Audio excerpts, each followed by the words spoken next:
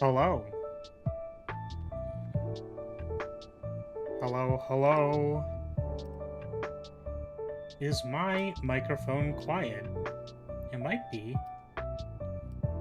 Or am I just speaking quietly?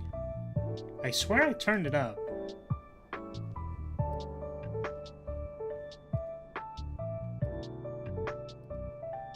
Yeah, I mean, it's set to what it's supposed to set to. Maybe I just, like, am not talking very loud. Which, I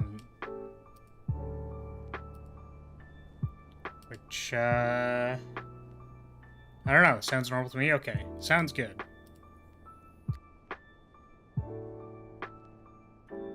I'm gonna have to deeply apologize to the creator of this mod. Because I need to tangent temporarily.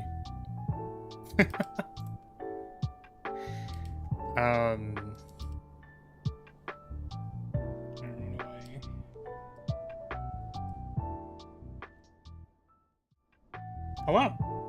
Welcome.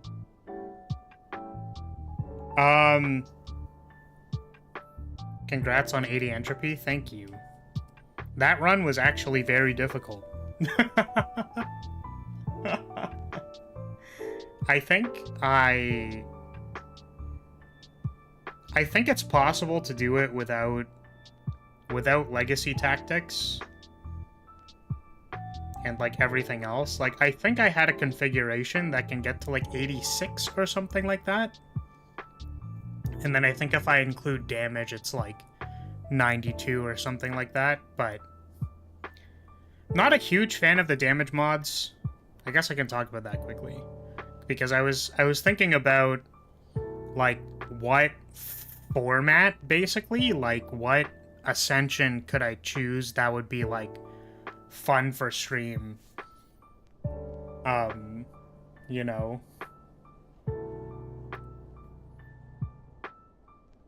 Like what would be... I use the same modifiers, pretty difficult. I entered my own 80 entropy run with just 1 revive left. Yeah, nice. First of all, nice. But, yeah, it just kind of feels like when you adjust the HP of things, like, the game falls apart, for lack of a better way of putting it. Like, it just doesn't really feel like you can clear rooms fast enough. And, like, I did play around with, like, okay, let's try to take more events and stuff. Like, let's not do too many mob rooms, and, like, you can do that.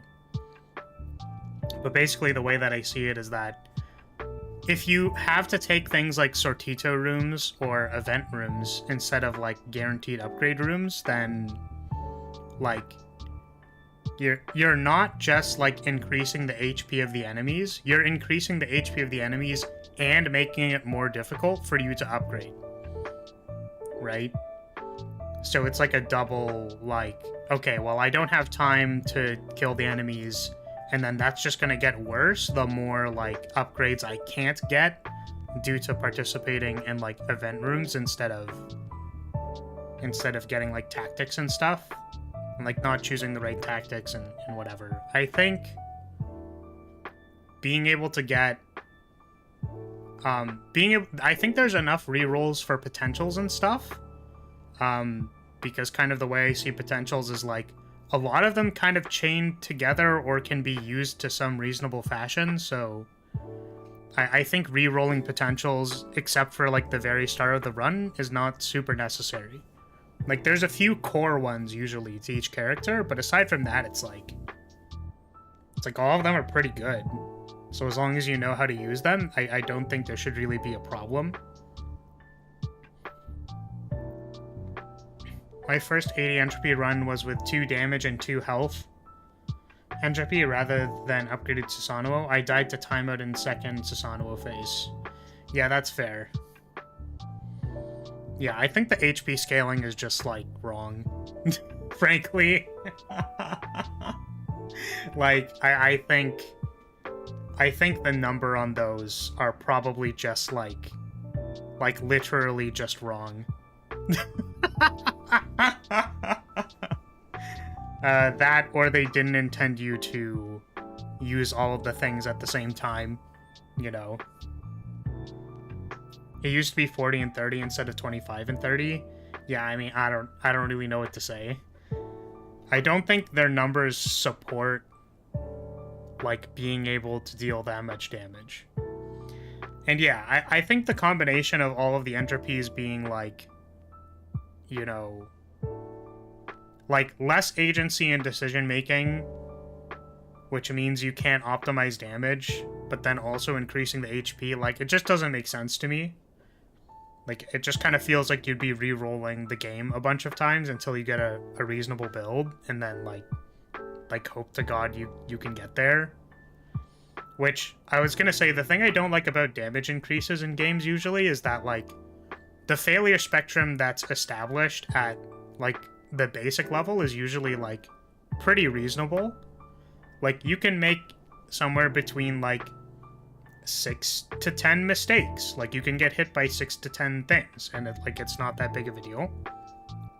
So when you reduce that to something like, you know, 3 to 5, it's like, okay, well, you need to make less mistakes, like get hit by less things, but also when you reduce it to like 1 to 2 and then bosses like already just like kill you, it's like, okay, so I have to fight for longer with less damage, with a less consistent build, and I can only make like 1 mistake.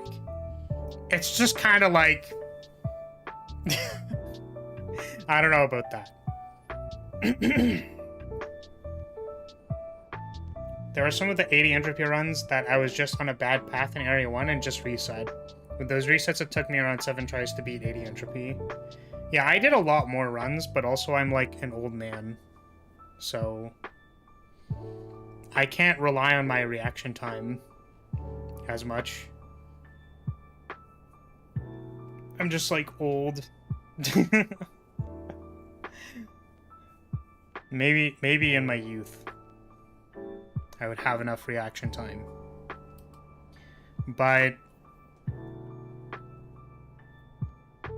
yeah, so the point is I was trying to like formulate a fun difficulty threshold to play on stream, and I think I got something closer to like 70 or 76 seems like reasonable. Like, doable. Probably gonna go for 88 or 90 soon. Well, good luck.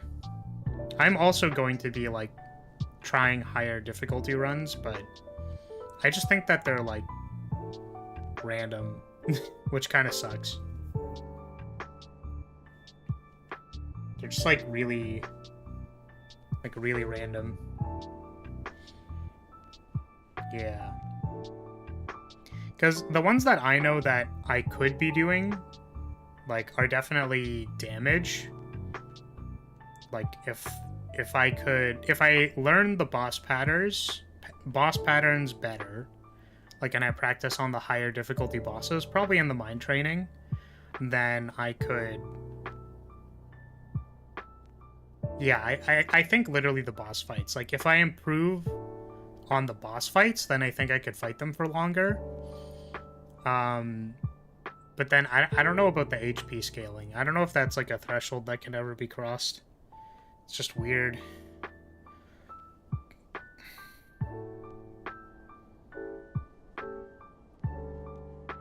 I beat hard mode floating mind and mind challenge, which to be honest was kind of harder than 80 entropy. I needed a good Noel with 3 HP mixtures. Yeah, because I imagine they like increase the HP and damage and stuff, so you actually have to fight it for longer. Like, I haven't really done the mind challenge stuff yet because I've just been grinding on entropy and trying to figure out like a good configuration or whatever. But yeah, I'm not sure if what I want to do is, well, okay, so for streams it's like I think having like not having legacy stuff I think is okay, because I know it's really cool and stuff, but I don't really like the concept of like farming for a broken combination and then just kind of like going from there. Just feels like a little too like meta progression-y.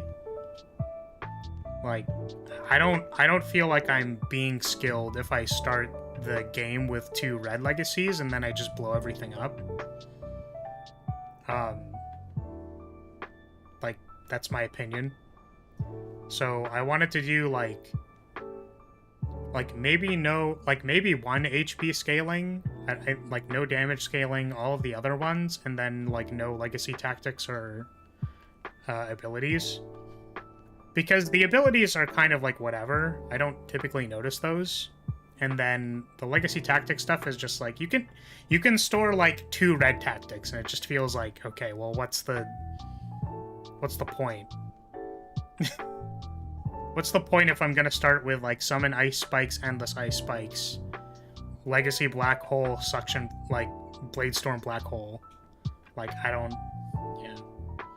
Have you noticed how inconsistent red tactics are? It's so weird. Yeah, so I actually looked on the BlazBlue Discord, like the Entropy Effect Discord, and supposedly you can get like 4 red tactics. So if you inherit 2 red tactics and then you build 2 other ones, it's possible. Apparently. Yeah, welcome everybody. Sorry, so we've been talking about like BlazBlue Entropy Effect, which,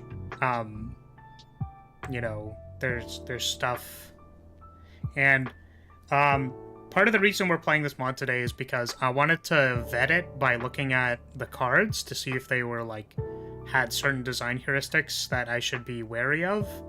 But the cards are hidden. So they actually have the discovery part of this mod. You can't just look at all the cards. So I couldn't vet it. So I was like, sure, why not? To my best understanding, the person who made this mod also did the art.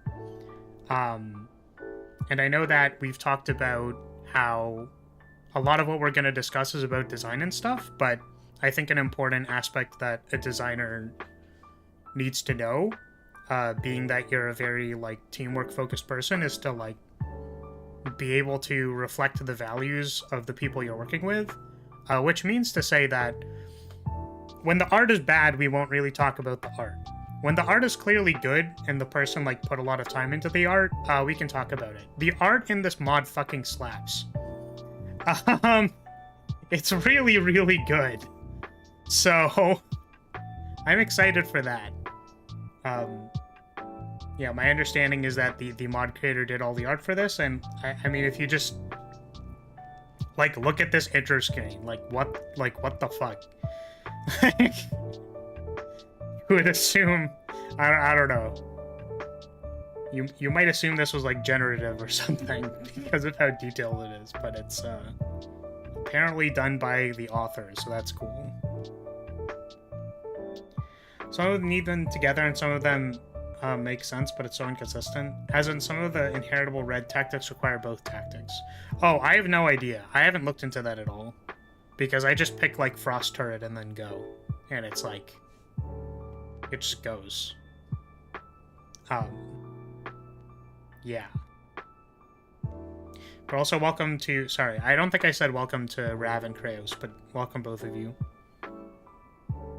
Yeah, because this is in my brain and like, it's just gonna be stuck there until like it's gone. You know, it's it's kind of hard to like, you know, not acknowledge the fact that you know, Selene was terminated today. I don't know if anyone knew that, but holy shit. That's fucking wild. I was rather taken aback. And then her statement on her past life was like, holy shit. So why I feel bad for, but by the way, why I feel bad for this mod creator, because it's like, okay, like, let's just hop into it. Like, let's go. Let's talk about the mod. And I'm like, there's so much shit going on today. I can't. Like, I've just spent the last 2 days, like, playing, you know, I spent the last 2 days playing Entropy Effect. My brain is in space. You know, and then I woke up to this and I was like, what the fuck? Yeah, writing has been on the wall for months as they shoved her out of events. Yeah. Well, for the first event, or rather, my understanding is that she discussed wanting to leave earlier and then formally left on the 26th or something like that. That was my understanding. So what I believe is that at her request of leaving, they had to start removing her from events. So yeah, it's just kind of like, damn. It just feels damn, you know what I mean? Like, damn. Like, I see that and I go, damn. And, you know, not to be, like, particularly devil's advocate-y, but, like, it's entirely possible that, like, Selene was just a very difficult person to manage. You know what I mean? Like, it's possible that just the management could not deal with her. But I think it kind of goes both ways. Like, whenever I talk about something that has to do with communication, there's, like, two parties involved. So it's like, it's not like I don't believe Selene is difficult to deal with. At the same time, there's also likely a management problem. So, that's fucking unlucky. I think she's gonna be fine. But, like, I was just like, that's wild. And wanted to say that.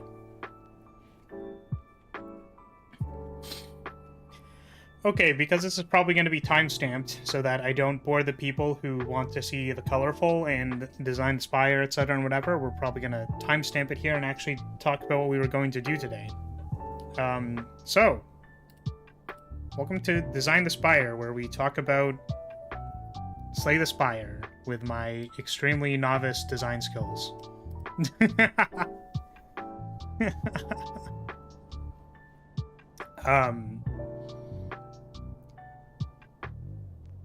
I know how to speak, for sure, 100%. Yeah, so we're going to be looking at the design of this mod. Things that we're probably going to be commenting on are, like, what was the intention of the author? Like, kind of try to see, like, what synergies they wanted to happen. Like, do the cards actually work together? You know, is it difficult to assemble a game plan? Stuff like that. And yeah, like, we're not going to comment too much about, like, programming. It's going to be hard to not comment about the art because it's freaking fantastic.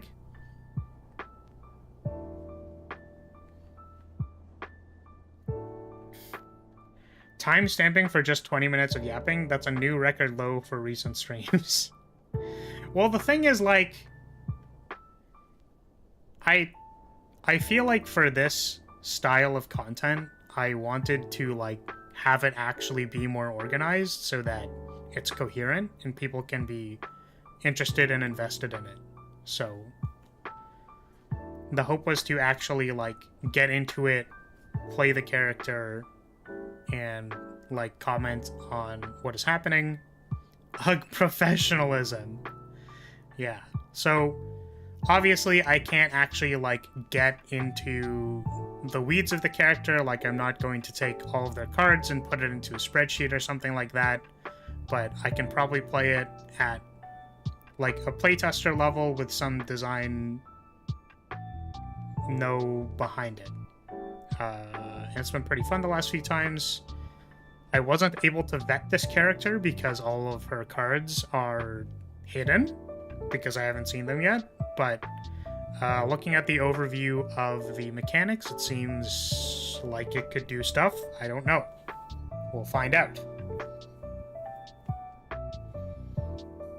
We were also just talking about the recent events in Nichizanji, so we're going to look at that. They're all going to be cat cards. Oh no. Yeah.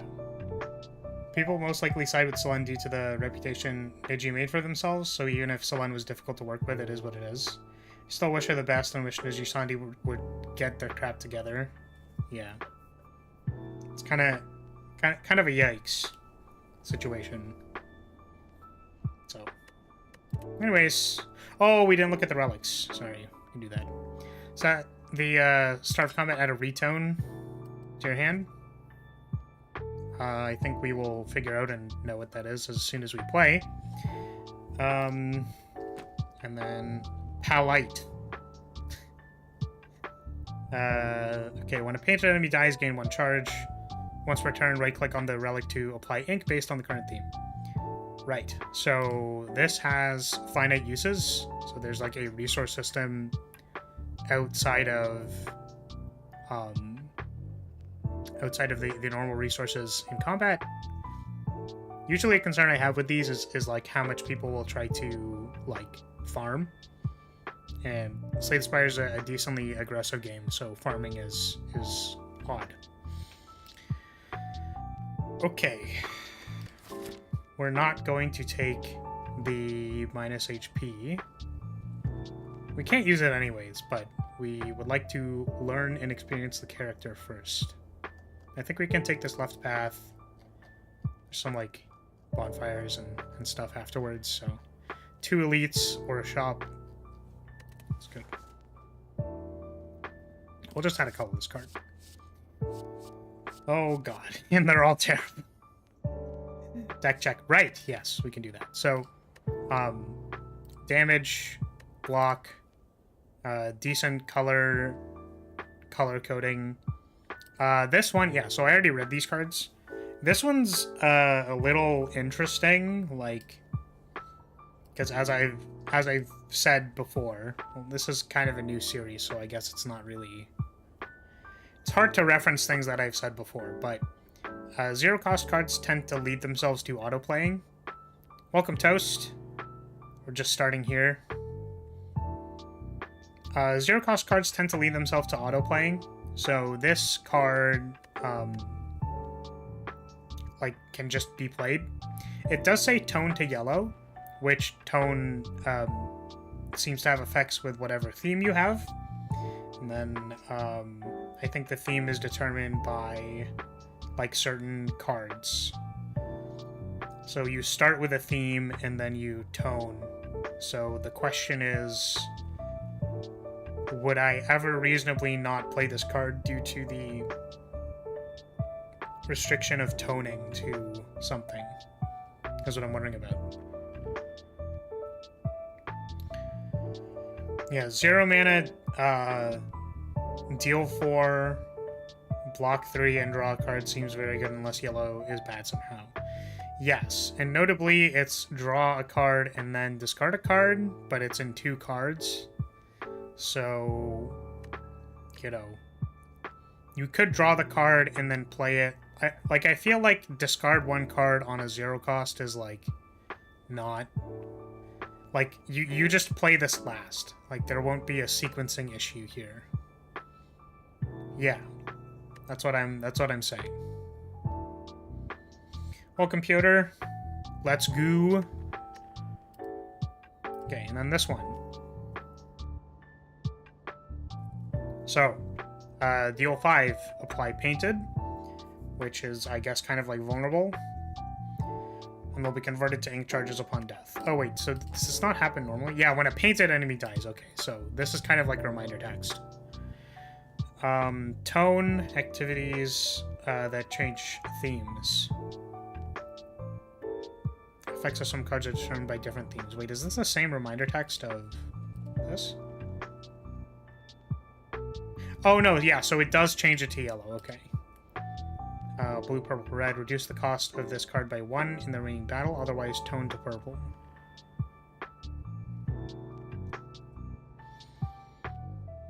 Right, so you need to draw this a second time in order to reduce its cost, and then it becomes free. Or you could play something that tones it to blue, purple, or red. Notably, this tones to yellow, so it doesn't work with the base deck.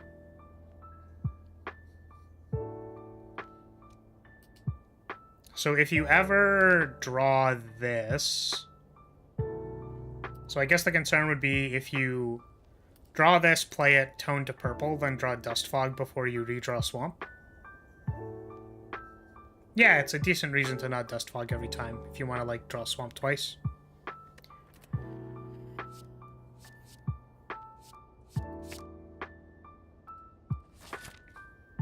Okie dokie. So we were taking the left path here. I think we're going to go through either 3 or 4 combats. See what happens. Okay, retones. Retain. Select and tone to any theme from all 6 primary colors. Well, we've fixed the problem.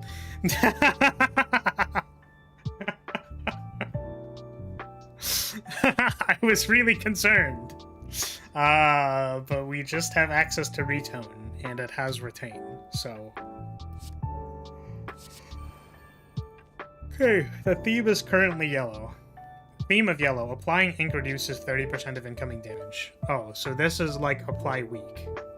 Applying ink. So can I... Once per turn, right-click on the relic to apply ink based on the current theme.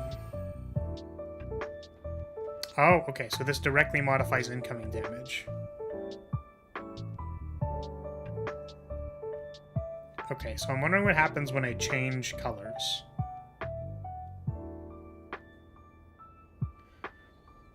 Okay, that's also a reason not to use sandstone block every time. Oh yeah, because you have a retained retone? Yeah, that's fair.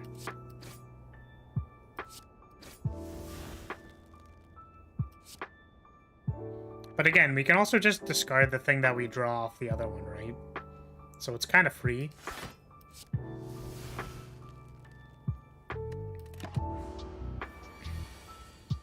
Yeah, so this is just... Yeah, so using ink is basically like something you get once, or you can get it for 1 turn. So, interestingly, what this kind of reminds me of is the design pattern that Ironclad uses, where like, so our win condition, or like the thing that we want to use ink in order to win, basically, right? Because it's valuable.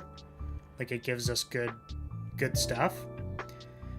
And then, if we use the good stuff in order to win combats, we'll get the ink back. Because we'll use ink, and then we'll probably get ink back by, like, swamping them. So, we can, like... So on Ironclad, you can, like, use HP, either for your cards or to, like, play more aggressively in order to, like, win on that character. And then you get the HP back using your relic. So that's what this kind of looks like to me.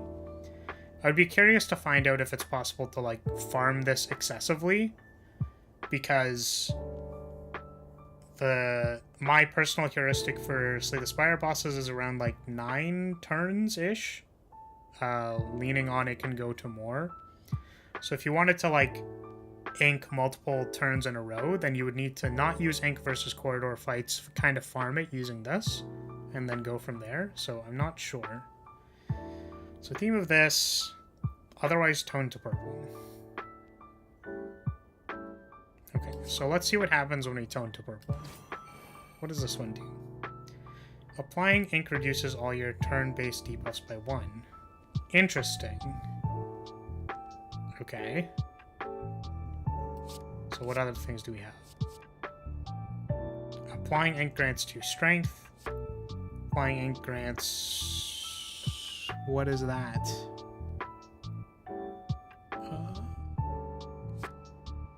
Well, I guess also palette is not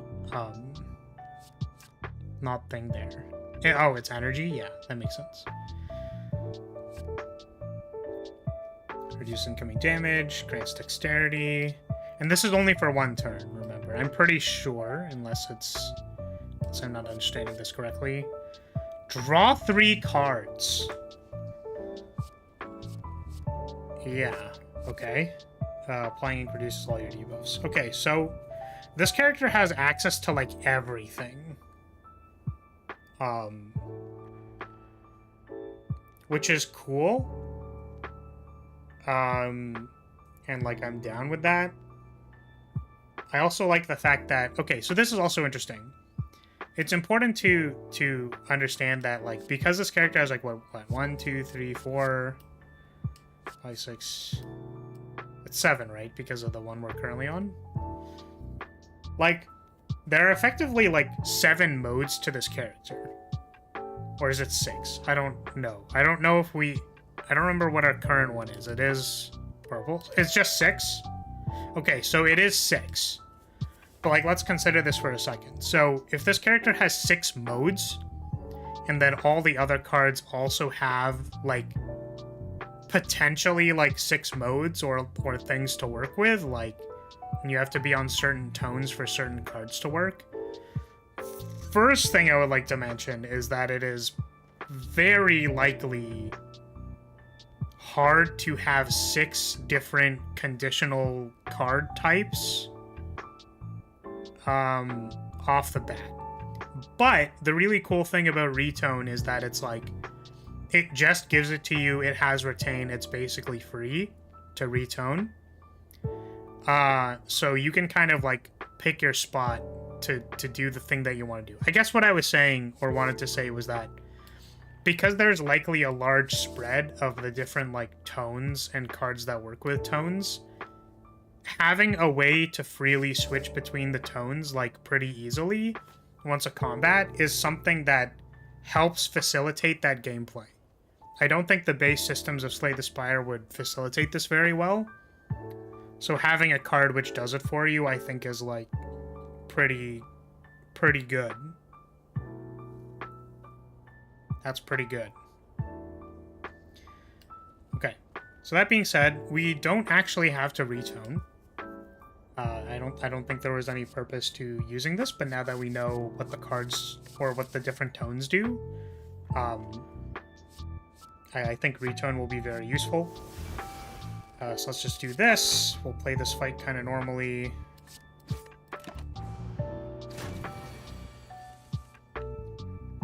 Oh, Painted has a... Oh, that's very interesting.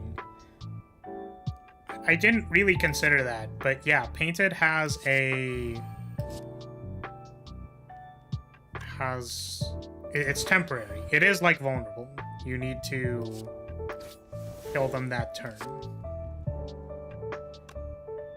Oh. Oh no, we can't kill them. No, we're gonna lose our ink! How unlucky.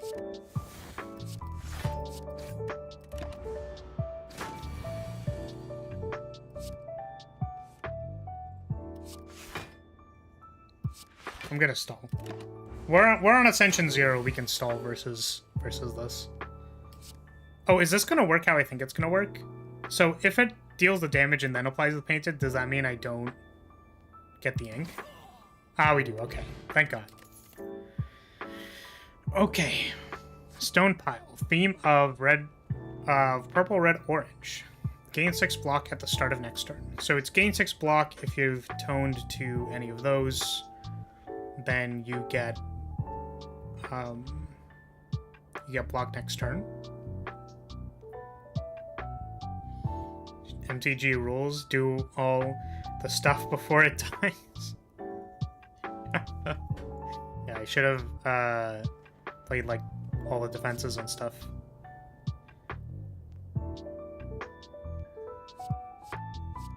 Oh, no, that's what you're saying, is that you have to resolve the entire card before resolving damage. Okay, yeah, sure.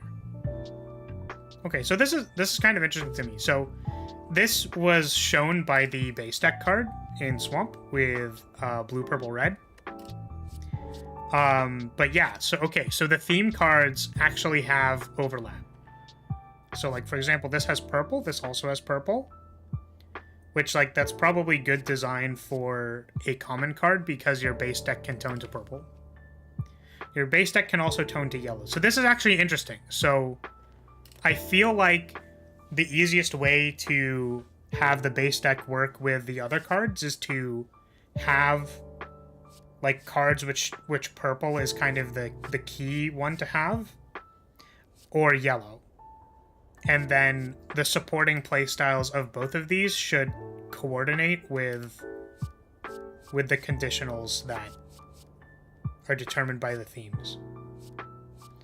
I will say that 6 and 6 is... So this is basically conditional dodge and roll? Dodge and roll is 4, right? 4 and then 4?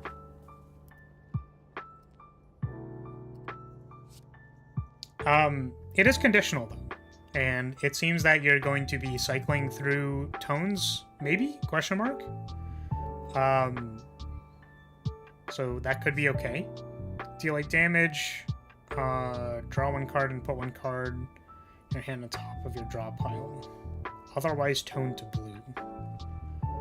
Yeah, these cards are really interesting. They'll, like, either do something or cycle your stance. I know it's a lot of text on the card, but I feel like, again, to get this, like, mechanic working, you need to have very flexible cards.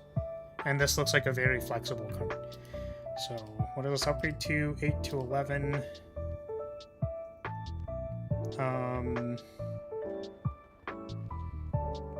Yeah, so it gives you the, whatever that colorless card is, like laid plans or whatever, or planning ahead.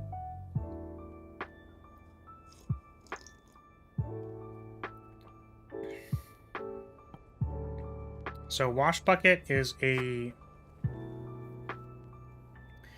retain card that benefits stance dancing. Interesting that only some of them actually tone if they're not on theme. Yes. Like, this one is not as flexible, but this card is quite strong. Whereas, so, like, the flexibility of the... You know, the flexibility of the card could be a balancing factor for, like, this one won't tone, this one will tone. So you can pick cards that are, like, flexible or not flexible, and that's, like, part of the balance of the cards. Deal... Yeah, so this one was, if you stance a bunch, then this card becomes very wacky.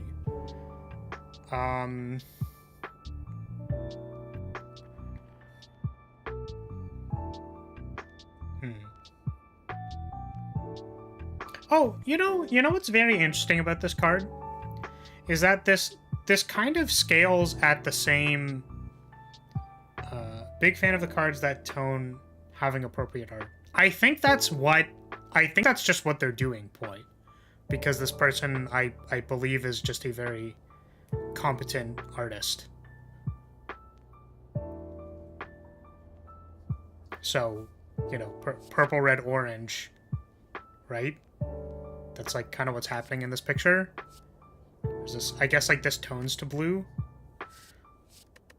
This one is, like, kind of, like, purple, blue. I guess there's no red, maybe. Nice avatar, bruh. Thank you.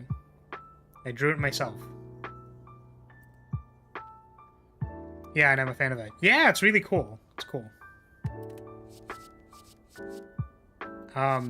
So the thing that I was going to say about Wash Bucket is that this, I think, scales in similar strength to like a momentum swipe, sorry, a flurry of blows.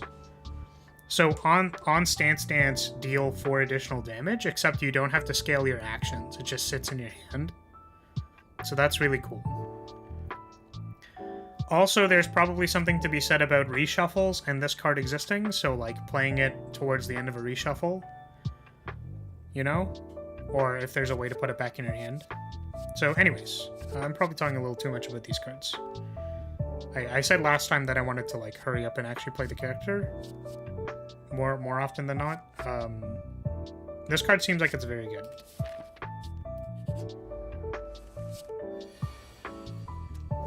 Okay, so do we want to retone and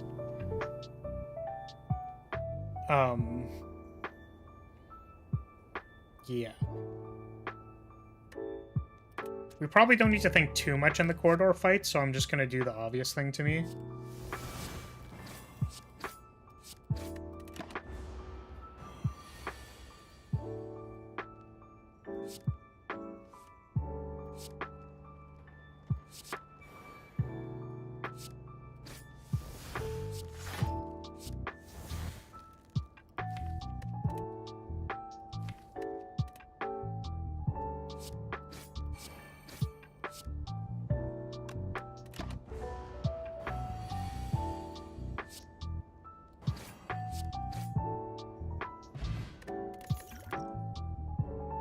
Okay, desert. field.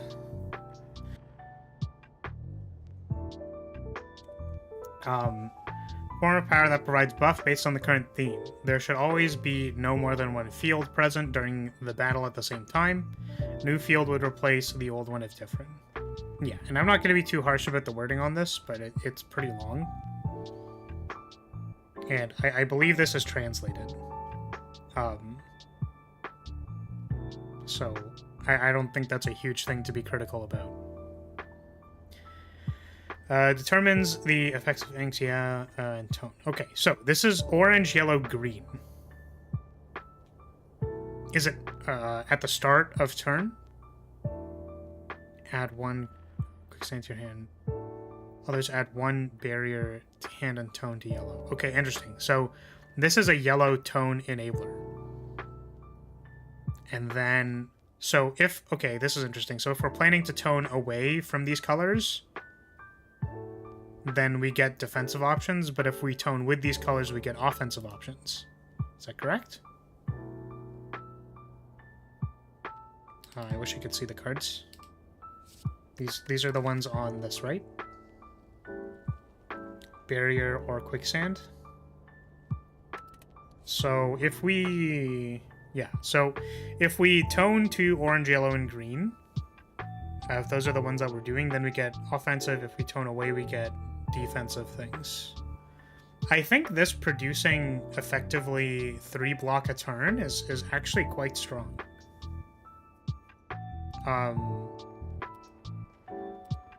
So we're gonna try it, I think. What are these ones? Red, orange, yellow. Gain energy. Pause tone. Retain. Prevent the effects of toning in this turn. Interesting. Otherwise, tone to orange and add 1 pause toning to hand. Okay. So that lets us play cards that aren't to our game plan as an intermediary on a 0-cost block. Gay energy? I don't know. on these streams, I feel like I don't want to go too unhinged. don't want to be too unhinged.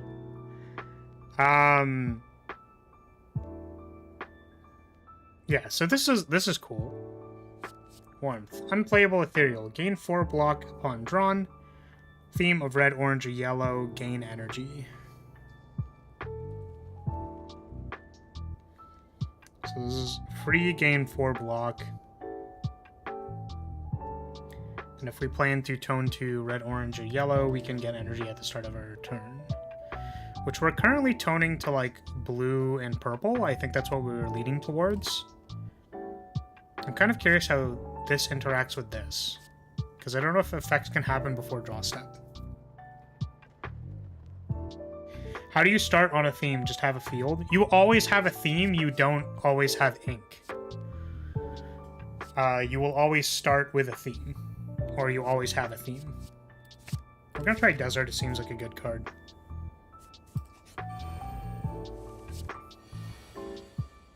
So I believe if I tone to yellow here, this will stay until next turn.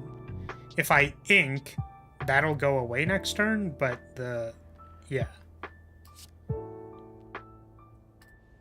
So this should be at the start of my turn, right? Yes, okay.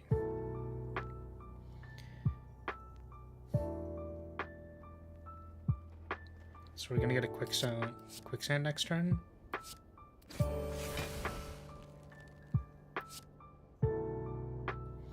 I thought it always expired. No.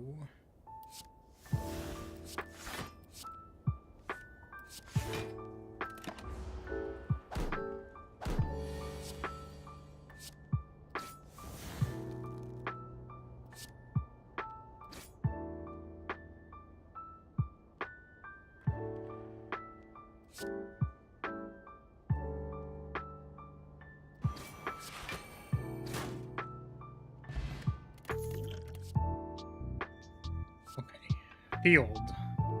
So we already have a field, so I don't think we need to think too much about it. Oh, you lost the green? No! Welcome back, Rav. Green, blue, purple. Put one card in your discard pile on top of your draw pile.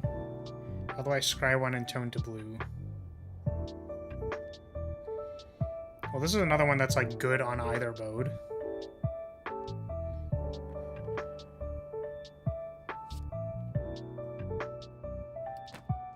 I wanted to look at the tones again. Because I'm wondering if there's, like... Because this is green, blue, purple... Blue, purple, red...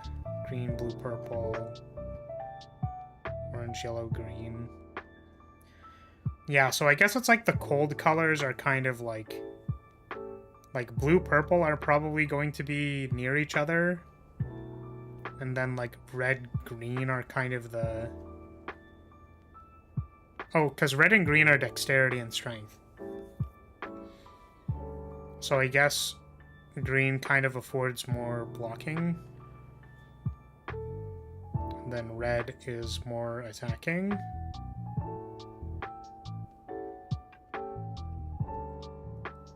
Green gives a quicksand in this case. Okay, well, we'll think about it some more. Draw 4 cards. Theme of blue. Reduce cost of cards. Cost of this card to 1 or by 1 in the remaining battle, otherwise tone to blue. Do we have to tone to blue for anything?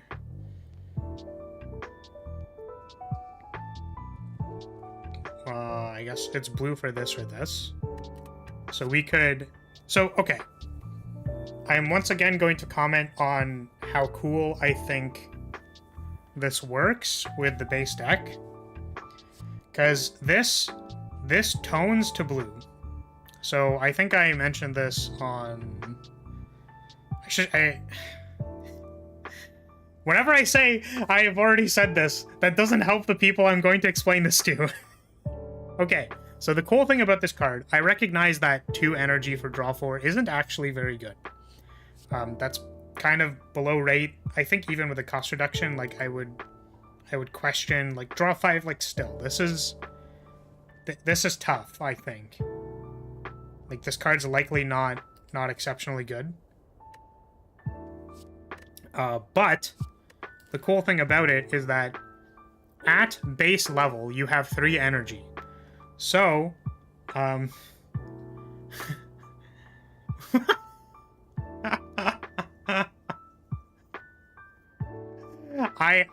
don't think I can replicate that voice.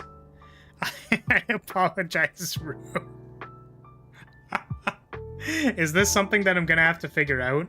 Because if it is, I will, or I'll figure it out. But then, yeah. Okay. Thank you for the supa. Let me know what I should be looking at for that. What is my voice reference for that?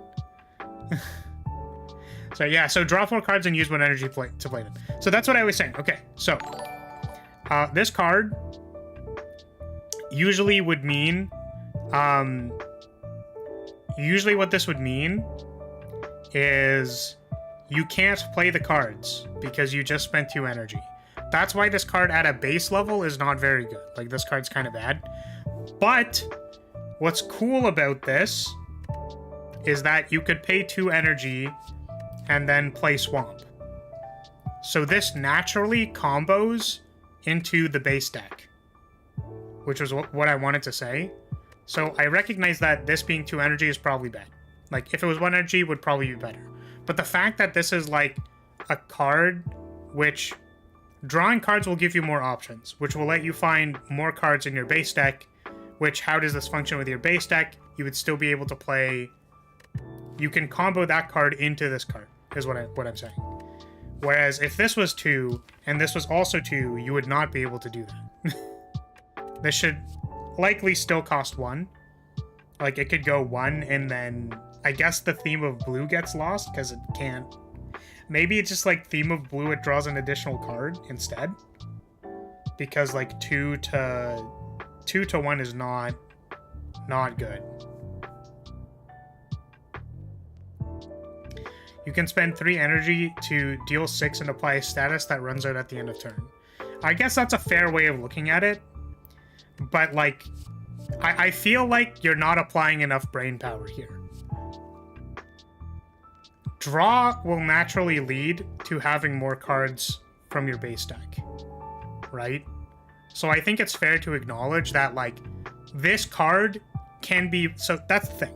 This card can be retooled with the same design intent and function very well with the base deck. Which is more important than, wow, you can spend 2 energy to, like, lose your entire turn. It's like, yeah, fucking, like, the card's changeable. Like, yes. So, yeah.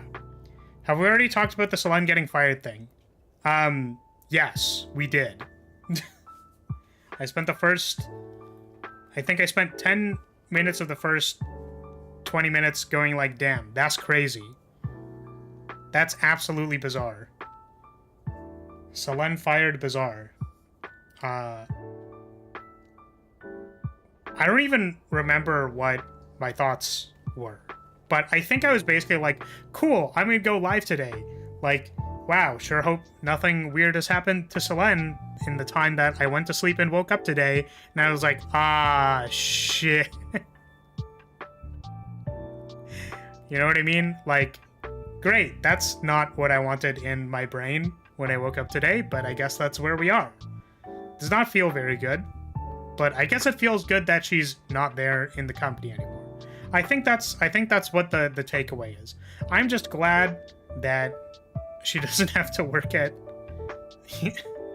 Kuro-sanji. That's what the joke was. Glad she doesn't have to work there anymore.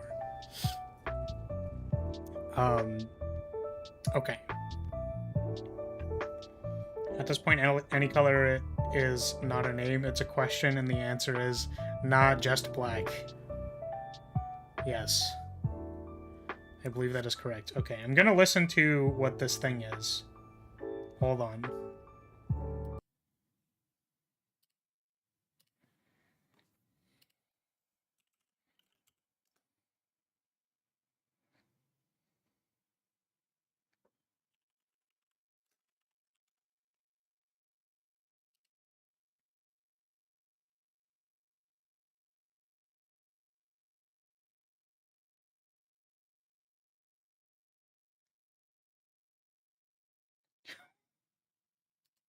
What the fuck? Pretty boy?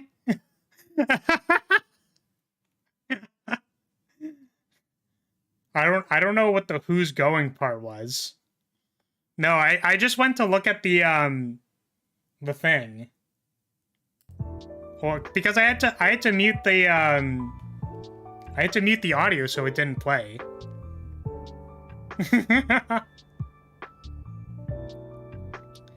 Yeah, that's I don't know. I hope that it's enough emotional mirroring that we can all say that it really sucks that, you know, Selene was basically just sad for a month. And she was probably sad before that too. Feels fucking bad, man. So hopefully, you know, hopefully brighter pastures on the horizon. I liked it better when she was blonde anyways. Personal preference thing. Okay. So back to this mod. I feel really bad because I think there's a lot of cool things to talk about in this mod. It's just like, you know, Selene getting fired was like pretty fucking huge news. Like, I can't even dodge that one, you know? Okay, so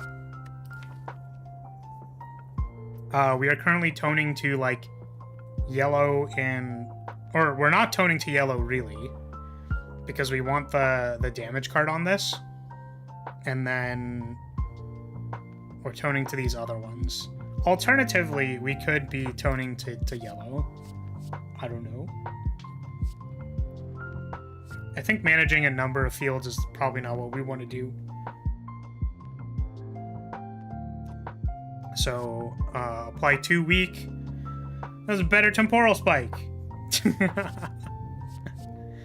funny.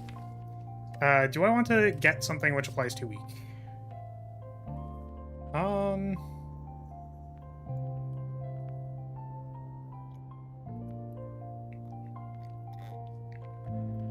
We don't currently have cards which care about toning to red, I don't think. Oh, that goes to Swamp. That works. Oh, I guess that's kind of awkward that you would, like... You would paint first, and then, like, maybe play this card? But I guess if you're playing it for the weaken effect, then you're not playing it to lethal something.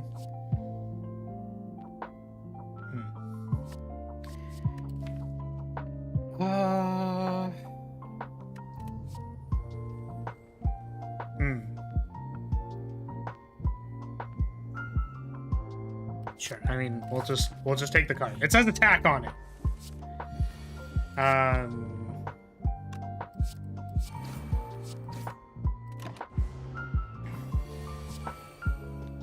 You only miss it on 3 damage, not a big deal. That sounds correct to me. Can we tone to purple first?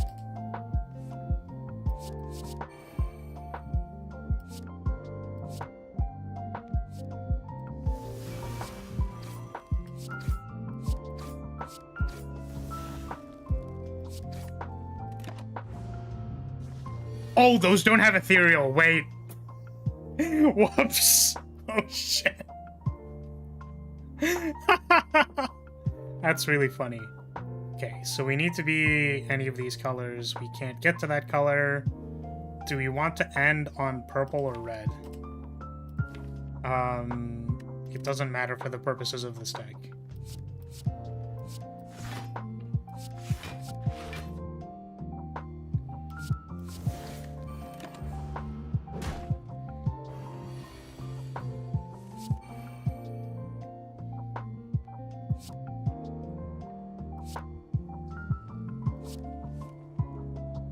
Man. Man.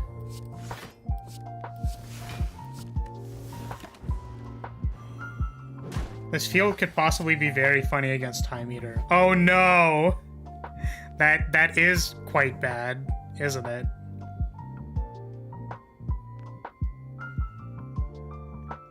Oh, I'm just realizing that we're doing this in reverse. Because I was like, oh, we want to swap off of these colors, but we actually want to swap into those colors so that we get quicksands at the start of our turn. Okay, well, I did this a little bit wrong.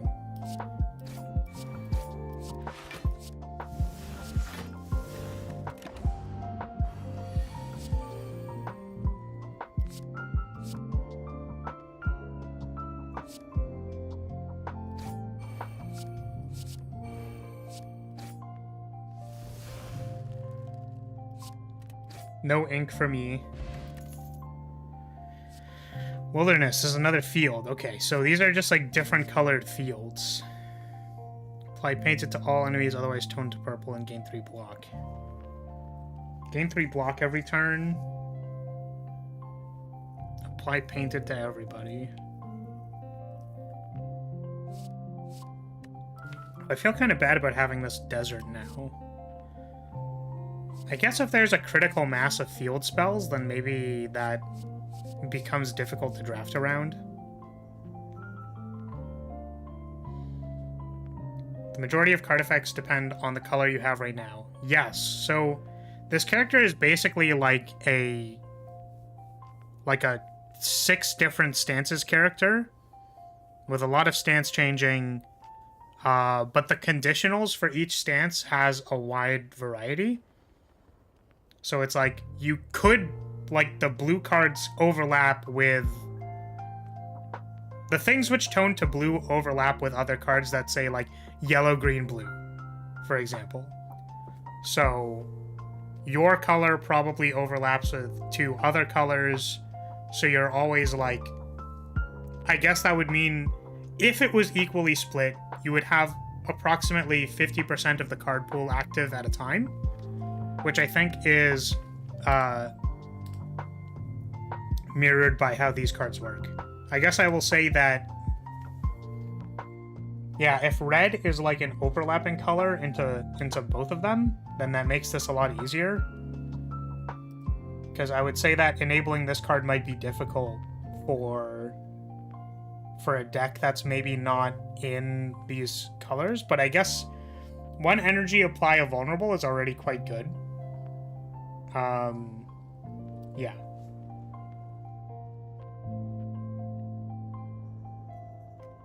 The color trios are all neighbors on the color wheel. Cute.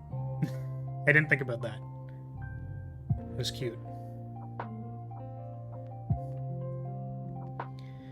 Yeah, I wasn't saying it wasn't an interesting concept. I'm just saying that, like, yes, that is the concept. And also, here's some elaboration on what it's trying to do. Just based on the fact that fields are one at a time, I assume having your deck work with them seems vital, especially being able to use the color your field tones you to. Yes. Yeah, so I think once we pick one of these, we want to be on the color we tone to, rather than messing around with these other ones. So desert is likely not correct. I'm debating restarting, but I don't think we're going to. Gain 5 block theme of green. Gain 5 block again. Whenever you tone successfully, put this card from discard pile to draw pile and shuffle it. What the fuck? What? That's so bizarre. That's so weird. What a weird card. That was a weird card.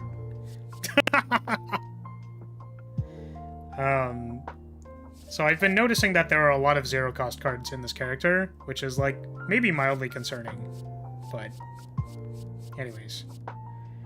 Let's see if we can do more like yellow tone stuff, because that's what we have. We'll go from there. What does yellow tone do? I can't tell.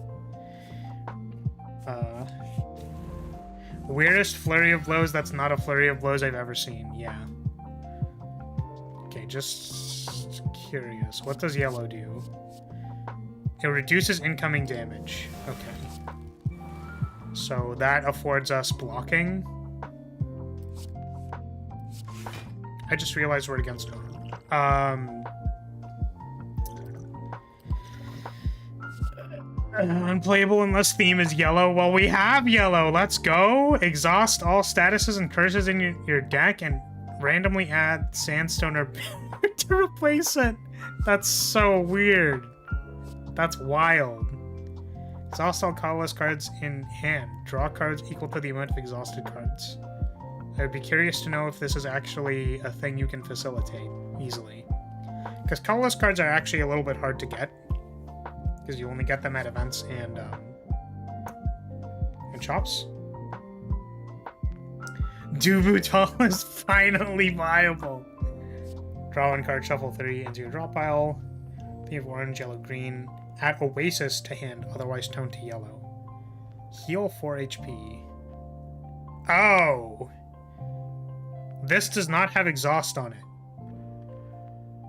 Huh. Okay. Well, I think that's the first very obviously broken thing. So this card gives you unmitigated healing forever. That's probably not okay. The Oasis has exhaust. You got me. You got me. We're probably gonna lose to this knob, which is unfortunate. But, you know, what are we gonna do?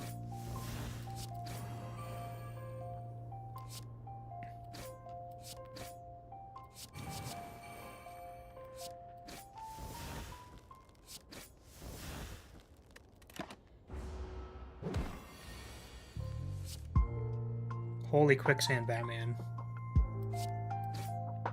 Oh, I just realized that quicksands are like shivs with draw card. That's an interesting note.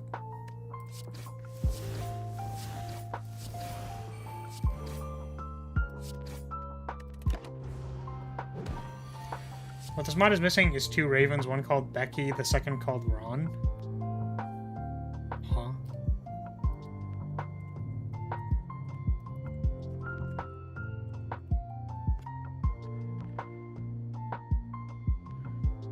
Oh, it's this. Yeah, okay. I remember this one.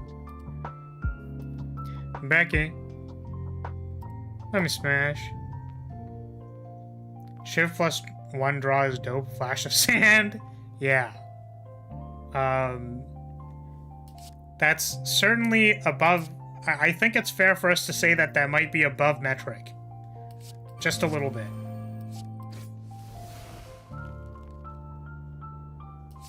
Desertify. Oh shit. Oh shit, I messed up. Oh no.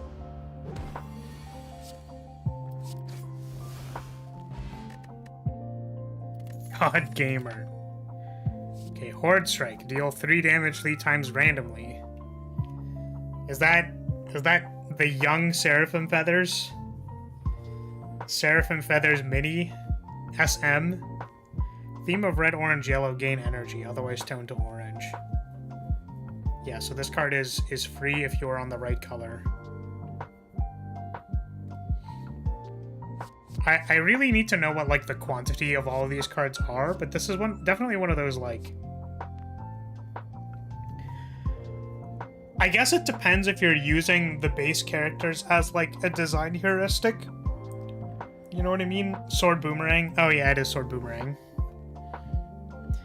Because the amount of cards which basically... So the design of the base characters has like particular types of cards and copies of those kinds of cards for each character, usually because they serve some kind of like macro structure function for like playing the game of Slay the Spire. So it's like there will be a power that lets you draw cards, because if you need to scale drawing cards, then every character has access to that. If you need to scale the amount of attacks you can do per turn, each character has like a conditional do a free attack of some kind, like free energy attack. I think this is not the first card we've seen that has like theme of X, gain energy. The base deck thing also themes into 0 cost, and the orange stuff has free shivs, like shivs that draw cards. So, like, I don't know. Just trying to think of, like, how many free actions you have. Pause tone. So, what's nice is that this card does not tone. It just gives you a pause tone so that you don't screw up your thing.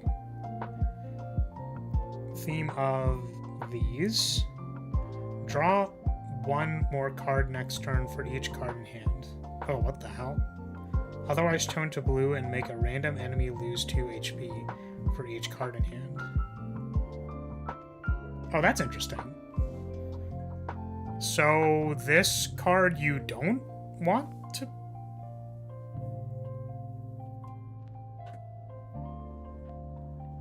It's weird because this is kind of in reverse, isn't it?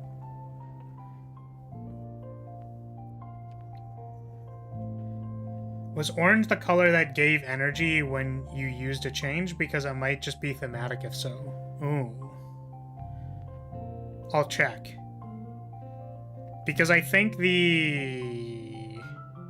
And they don't give effects on change. Their effect has to do with using ink. Bruh. Welcome, True. How's it going? Who dis? Who's the character? So, alright, well, okay. I said charge, not change. Oh, okay. When you used a charge, okay. My apologies. I was saying that these effects kind of look like they're in reverse. I would expect that... So when you want the payoff, you want to be on the thing, right? So if changing to... I would think that changing to the color would facilitate the ability, and then being on the color would be the payoff, no? Whereas the way that this is worded is it's more like you want to use this while you're on the color, tone away from the color, and then tone back to it. so that you do a bunch of damage. So that's kind of like a cool concept. And kind of builds into this, like, we either have... Like, we have something that tones us away from this. So that we can... Which... Okay. Yeah, so... Drawing tons of cards is also a payoff. Yes.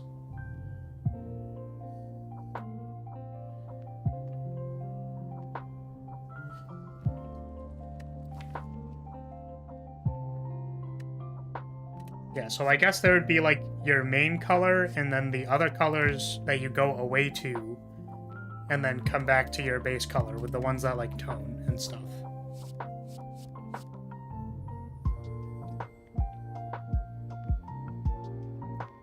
So we're, like, yellow, right?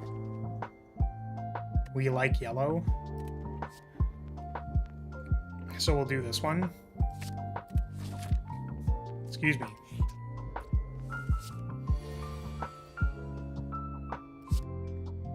See with two of them and an off-field color, which might be what you described, but I didn't quite follow. Yes. Yes. I think kind of.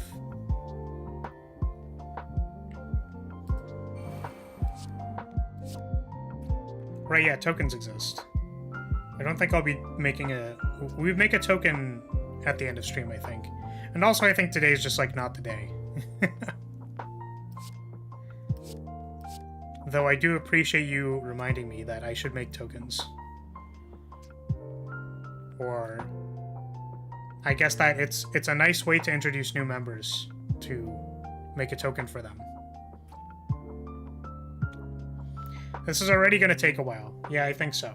Holy shit, we have spent so much time. Yeah.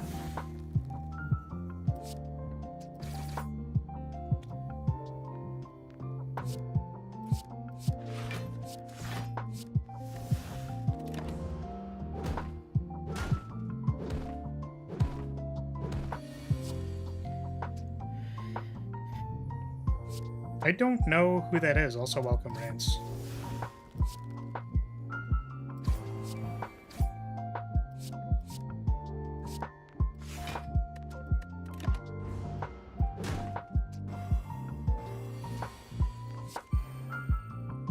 Oh, this guy. I guess sure.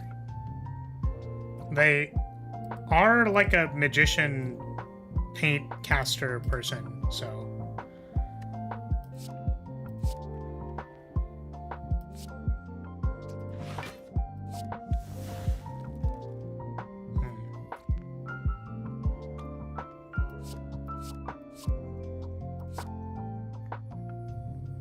So we're down yellow, so this is free.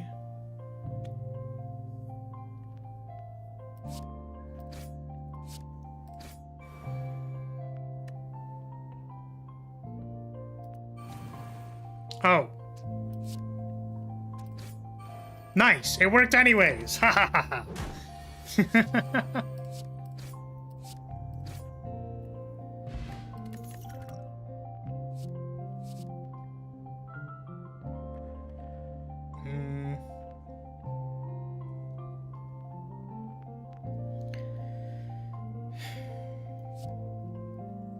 Scry and draw and tone to blue. We don't need to tone to blue, right? We are a yellow. We're a warm color deck. Red, orange, yellow. So this goes up in energy.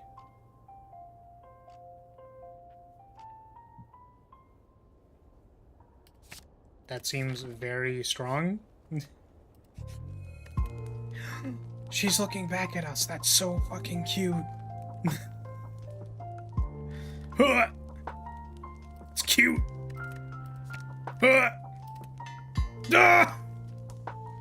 That's so cute.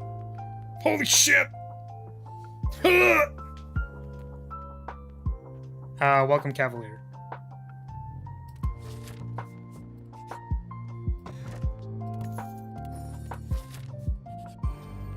We are playing the painting person. Another orange card that just gains energy. That's just what it does, I guess. I suppose so. Oh, right, we didn't check the ink. Yes, orange appears to grant energy. So I guess you're right, Poi. That does seem to be what the color does.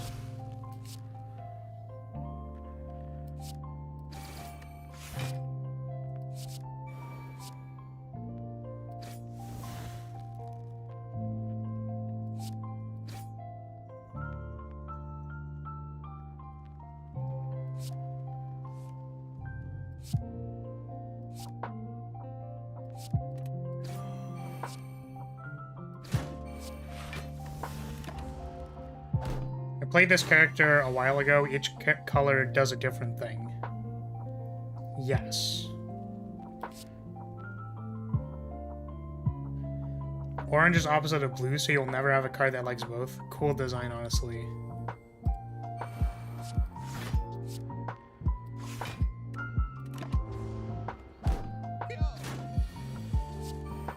Orange makes energy, blue draws, yellow makes tokens, red is absurdly busted, etc. Oh, I don't think I saw what any of the red cards do. We haven't seen them yet.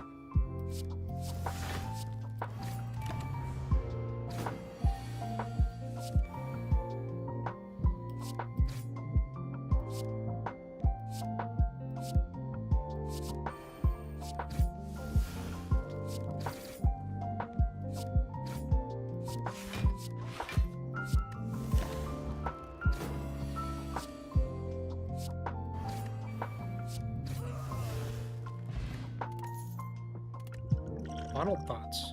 And 2 retones. Oh, retone plus. I don't know what the plus part of this does. Tone to blue. Shuffle 4 special cards to draw pile. But special card? Huh?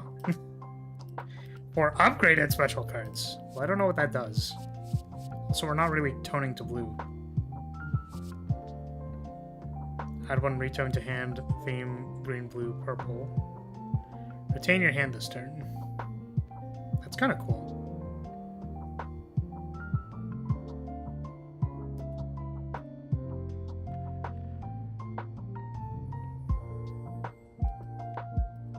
This is kind of like their 2 energy deal damage, but card draw card.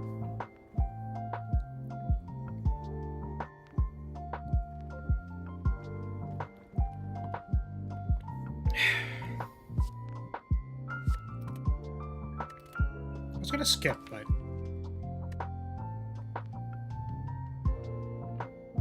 because we're more orangey yellow. This also just does like 15 damage. There's uncommon red card that said something lines of deal 5 damage, heal HP equal to damage, increase this card's damage by 3/5, permanently exhaust. Well, that certainly seems quite good. A lot of these cards seem a little bit over metric. It is interesting because, like, I think having an understandable effect based on the color is, like, good. It's good because it's understandable. Also, I like the fact that they're, like, there's the range of colors that can have this be active, so the colors will have overlap. Right? But some of the cards, like this, just says, like, 0 energy, deal 3 damage randomly 3 times. And you can be, like, toned on red and give yourself strength and then do this, so, like, that seems pretty good. You know what I mean?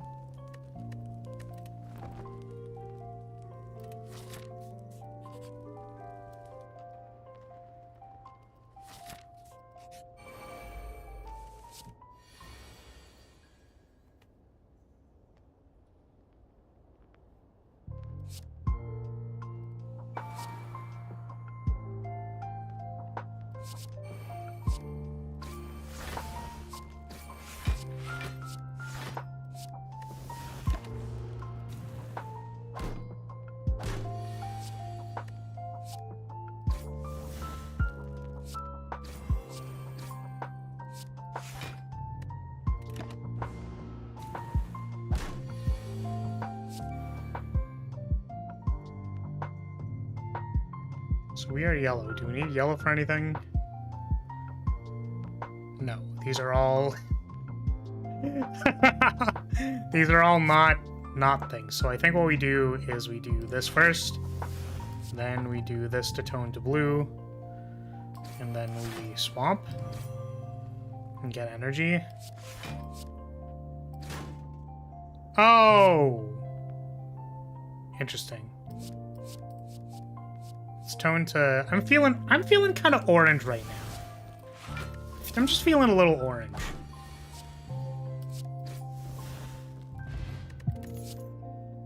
Okay.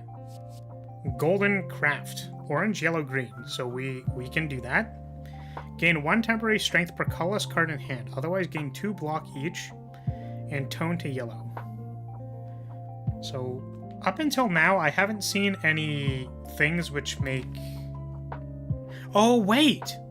Wait, these are colorless cards, aren't they? The quicksands. Oh!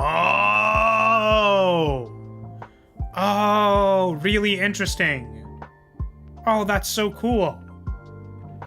It's probably kind of strong that, you know... It's probably kind of strong that these, you know, say draw a card on them and stuff, but that's really cool. So what you can do is you play all your, like... Oh, it doesn't exhaust, okay. Is you play your token producers, and then you go like, I have 7 billion strength. And then you go, blah, blah, blah, blah, blah, blah, blah, blah, blah, blah. You know what I mean?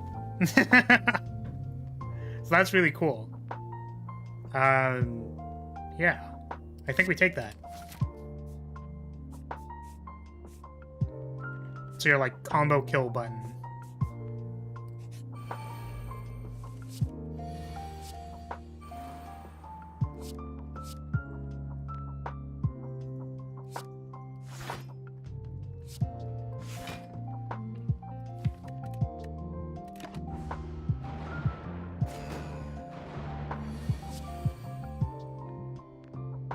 Energy though, not easy to use the temporary strength after that. But the thing is, all the colorless cards cost 0.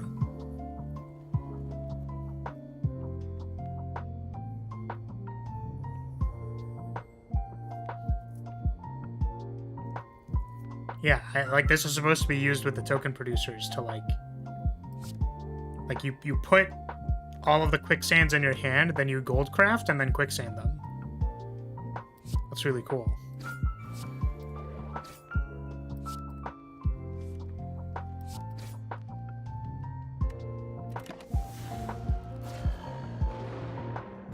That card might be a little bit like Parallel Universe, where like it's hard to actually assemble both of them in your hand at the same time. But perhaps if there's more passive token generators, it's actually easier than I think it is.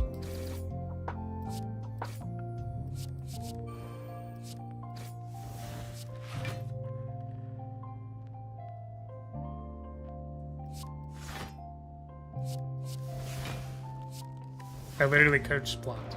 But I wanted to play the cards. The colorless cards.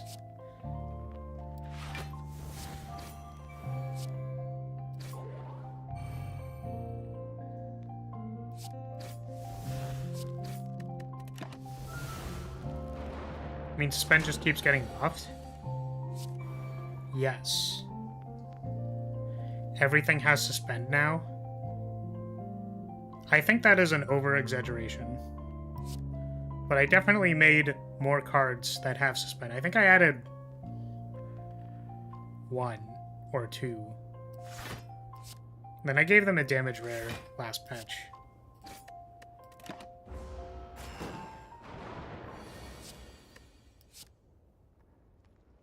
Yes, it is an exaggeration. Okay, thank you for clarifying.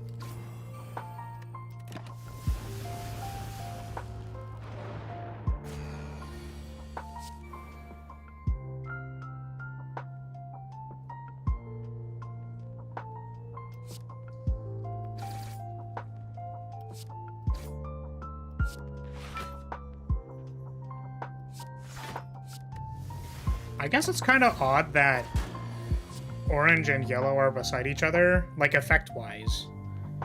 Because if yellow makes token cards, and orange gives you energy, then those effects don't, like, necessarily overlap. Like, functionally, they don't overlap.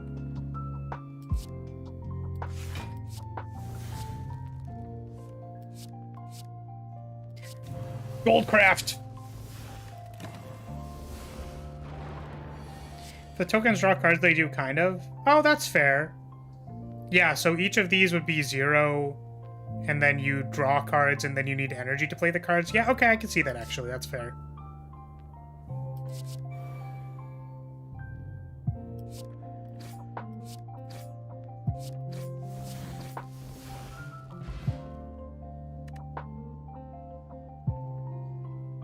I see losing Twin Slash to be a pretty massive loss early game.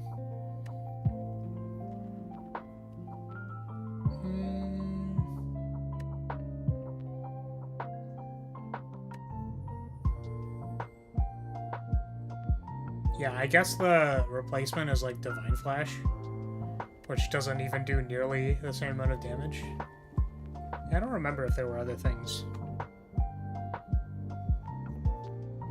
I've been trying to renew my membership, and Google account is being a budface not letting me. We'll try again another time. Alright, no problem, Lux. I appreciate you thinking about supporting me, and if you can get it to work, that would be awesome for me.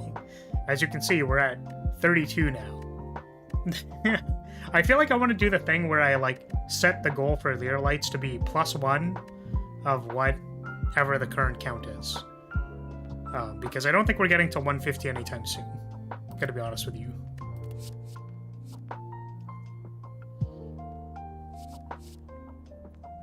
Deal 2 tone to blue. Increase damage by actual damage dealt after play. Okay. So this is kind of interesting. So blue is the card draw color. And this card cares about getting played multiple times, which synergizes with drawing cards. So that's, I think, a pretty clear payoff for the color that it's in, which is cool. Playable ethereal, gain block. I think we already know this one. Sure.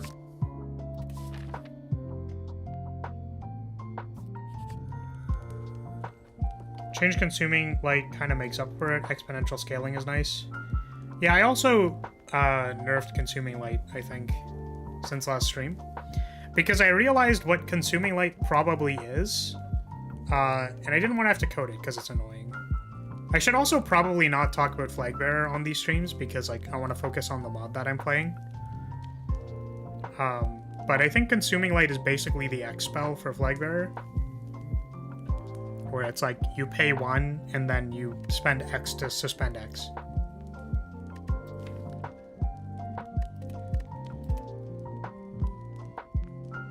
I'm realizing that this card might actually be pretty hard to play, as I was saying, is that it may be hard to assemble this card and have tokens in your hand before it starts. How did consuming light get changed? It costs 1 energy, and then the token also costs 1 energy. So you, like, spend 1 energy to play the card, and then you can spend up to a certain amount of energy. Oh, the token also makes a token. So you can just keep, like, dumping mana into it. It's a mana sink. Because the previous X card that Flagbearer had was not playable.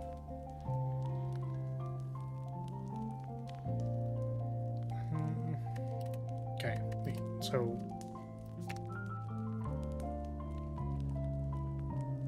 Oh, that's kind of interesting. I assume the damage was nerfed in the process. On the stream, it wasn't, because I wanted to have it convert from 3 energy to 39 damage still. But I realized that because it's so modular that you would want to nerf the damage. So I nerfed the damage later. It scales more similar to Skewer now. It's a little bit better, but I think that that's fair. Okay. So this... I think I would like this to cost 0.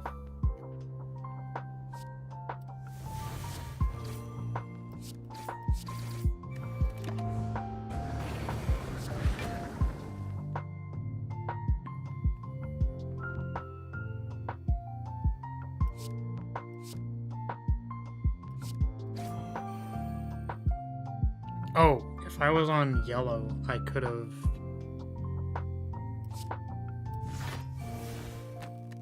Oops.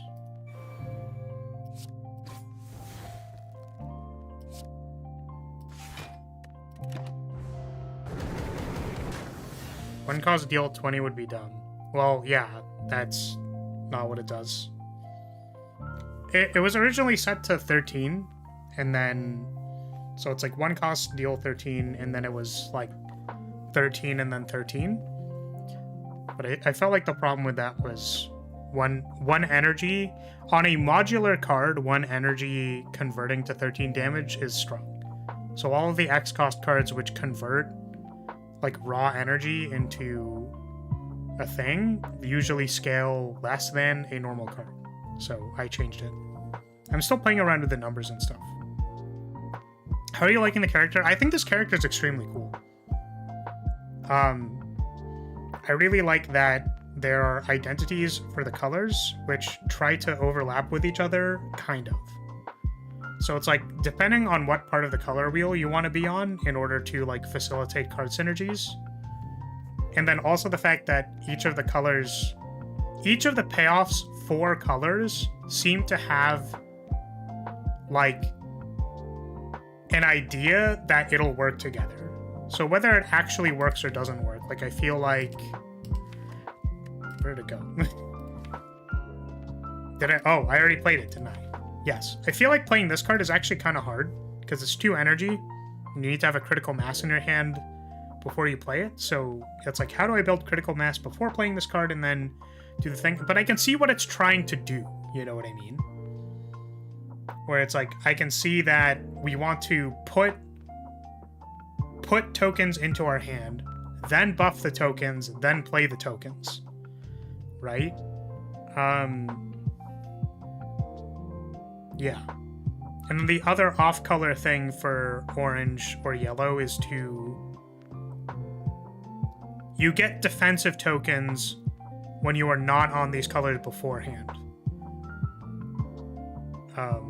Yeah. I like that the opposite ends are actually opposites. Red is strength and green is dexterity. Blue is card draw and orange is energy. Yes. While those things aren't like... I think it'd be odd to say that they're like opposites, you know what I mean? But like... You can frame them as opposites, I think. I guess that's actually fair. When I played the character, they were cool, but in dire need of massive bounce pass, but that was a while ago. Well, I don't know. I think, like, 0 cost, deal 4, and draw a card is, like, probably really good. you know what I mean? Also, arguably, like, this card saying draw a card is, like, it's not blue. So, why does it say draw a card on it?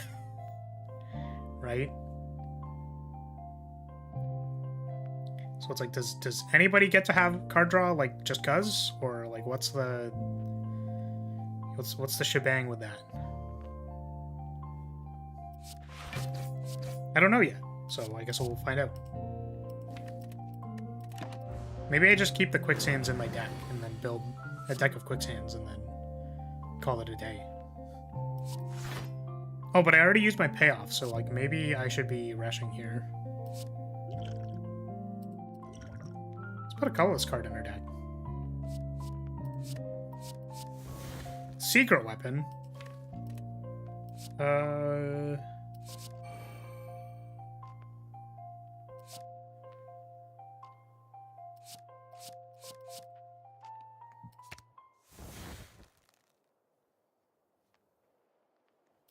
We can do like this, and then this. Whoa. And we can store that burn that we're gonna draw immediately. So gain energy. We don't need to gain energy for anything.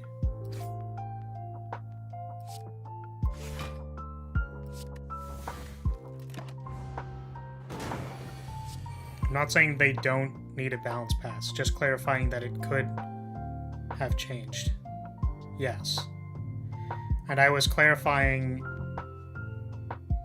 I was just clarifying that, to my best understanding, it still needs a balance pass.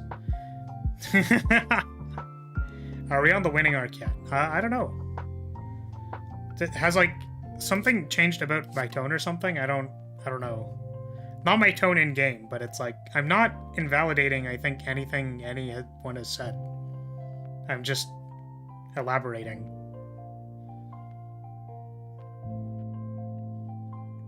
The good thing about keeping quicksands is that it doesn't matter. They're going to deal damage and replace themselves at any time. Trying them is not lost value. Yes. That's fair. So I guess if perhaps the purpose of these cards is that you're supposed to stock up or fill your deck with quicksands, and that's kind of like that's what this is trying to do. You know what I mean? Yeah, how's it going, Step? What's going on?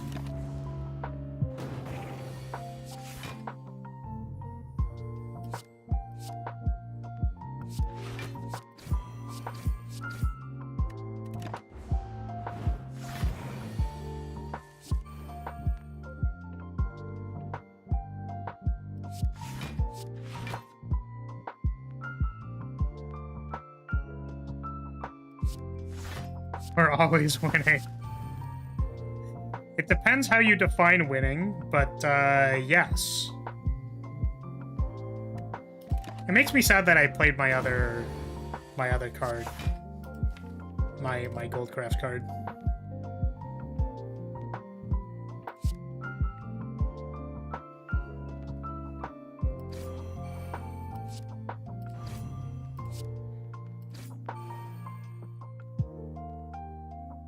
I think I might have done that in the wrong order.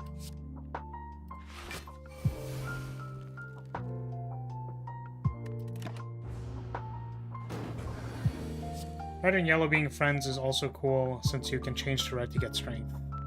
Yes. This is true.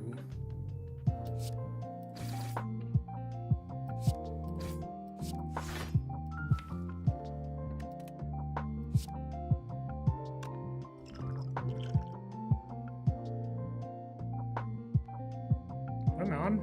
Orange? Orange grants me energy?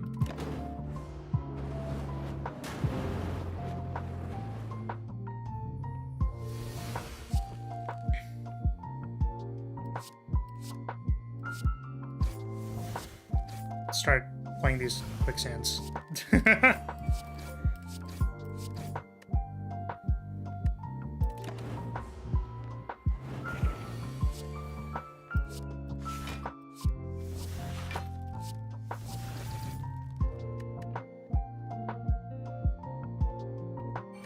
Damage reduction. Damn, look at all those quicksands. They're so fast. I'm fast as fuck, boy. Oh, and I could have pause toned there so that I would still generate a quicksand this turn. Ha. Ha. Ha. Aha. Okay.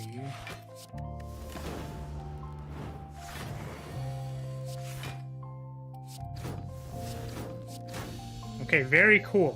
Very cool. I think I'm getting it. So that one. Gain. Oh, I also just realized that this says put cards in your draw pile, and blue is about drawing cards. So you'll shuffle the cards into your deck and then assumably have access to them by drawing cards. Multiple times this fight you could have gained strength with red, which would have made this a lot safer. Yeah, I believe you. There's a lot going on, though, so I would appreciate that you know, consider the mental load. Mental road.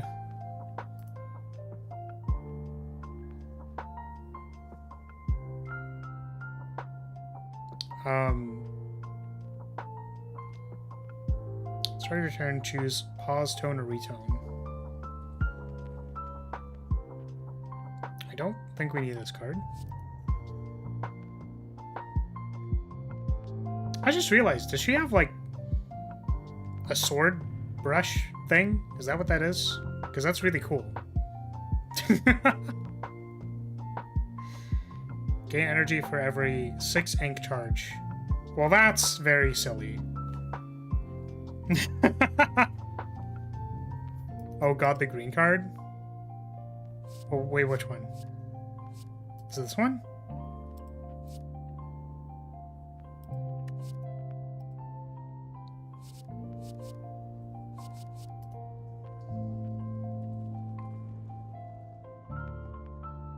Oh, greed. Sorry, I thought I read green, and I was like, huh? You can tell I'm out of it today. Yeah, this card, I think, does not promote good gameplay. Theme of orange. At the start of next turn, gain energy equal to the amount left in this turn, otherwise toned to orange. Yeah, so like... Yeah. The tough thing about relating any of your cards to, like, your meta scaling outside of the character... No exhaust! No, it has exhaust.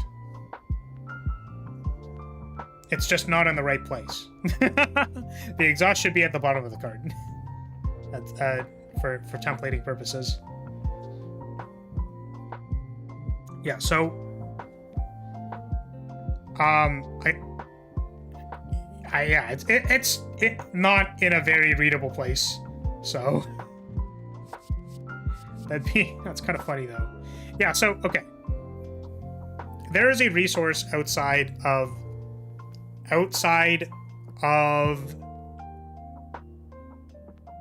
the normal turns of the game. And you can farm that resource, which means that this could produce a lot of energy. I just think as a card, this does not promote the gameplay that you're looking for, right? Whereas, like, I think, like, the powerful part of this character is, like, interacting with the colors and actually using your ink, right? So having, like, a very insular system that, like, you have some of it give you back ink, then you use that ink and then you, like, kind of get it back, and then you can, like, pick spots where you choose to use your ink more, which is usually boss fights. You can pick spots where you don't need to use your ink, and, like, that... It's possible that there is a correct number for that, you know what I mean? Like, to just kind of figure that out. But this card, like, really promotes you to just, like, not do the character gimmick. So, I'm not huge on this card, design-wise, because I think it's not promoting, like, the fun part of the character, right? And instead, like, promoting... It's promoting... This card will promote someone to not play the character, I think. I don't know how exceptional it is, because, like, 6 ink for 1 energy is, like, that's... doesn't convert super well. I don't know. But it's... that's tough. I don't know about that one. I guess we'll take inspiration, just because I don't think I want the blue card. What is this?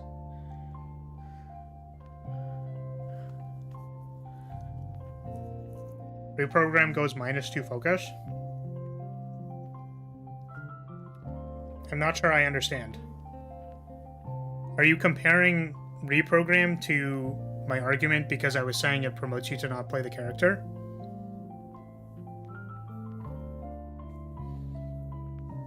Strange relic. Gain energy at the start of turn. In the first turn of each combat, a random type of attack skill power card becomes temporarily unplayable.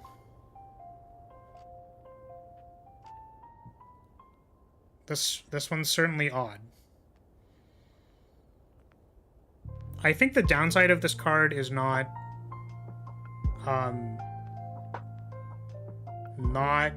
super apparent.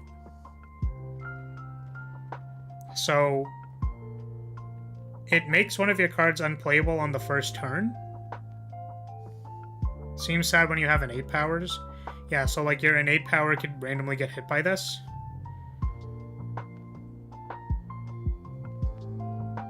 A random type of skill, attack skill, power cards become temporary. Oh, this prevents you from playing 3 cards. Okay. Interesting.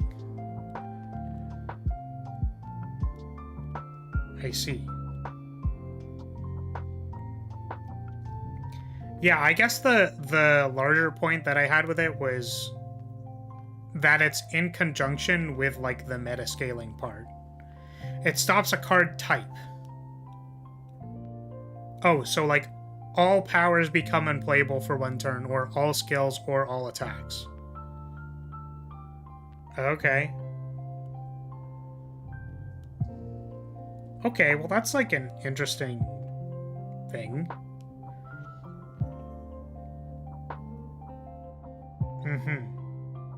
It's like not being able to play skills on turn 1 or powers on turn 1 maybe is actually kind of hard.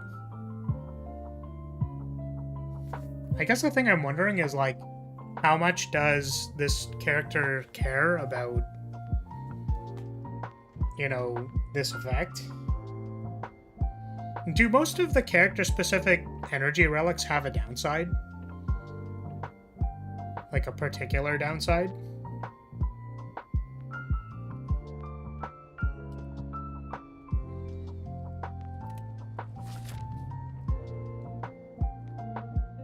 I just realized it's been like an hour and a half and it's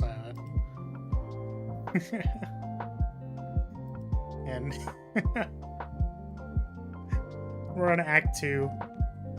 It's kind of unfortunate because the character is a little hard to understand, so there's that. But I think we can... Yeah, okay. So we can't play powers this turn. Damn! That's rough.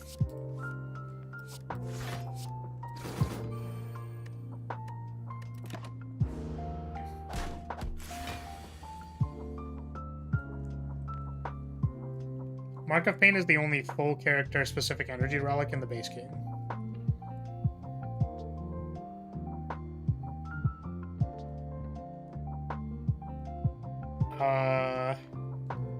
Right. Yeah, I guess I was, like, including stuff like upgrading your Miracle to Miracle Plus, or, like, it's not Miracle Plus, you get more miracles,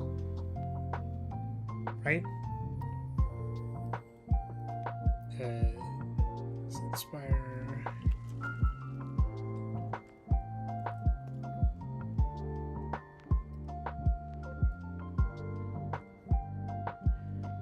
Violet Lotus, Fusion Core, and Hovering Kite don't give energy every turn. Yeah, so I guess the point of this relic is that it gives energy every turn.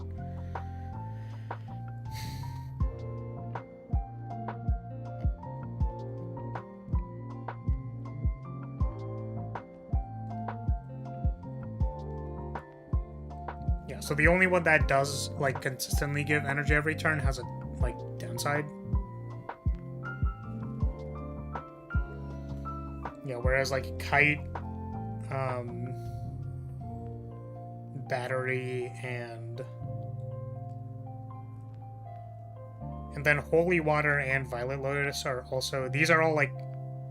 I guess Hovering Kite would be the closest to, like... This could give you energy every turn. And I guess Battery could also give you 1 energy every turn. Yeah, I don't know. Usually they're, like, usually somewhat kind of conditional... related to the character in some case, and then, yeah.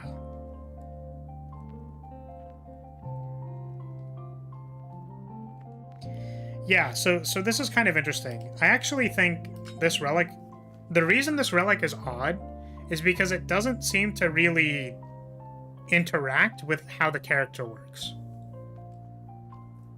You know what I mean? So it's like all the other energy relics somehow interact with, like, the character's mechanic, whereas this is just kind of like... This seems more like a generic relic. Like a generic energy relic. Rather than a boss character-specific relic. Because it ubiquitously gives you energy every turn for a downside.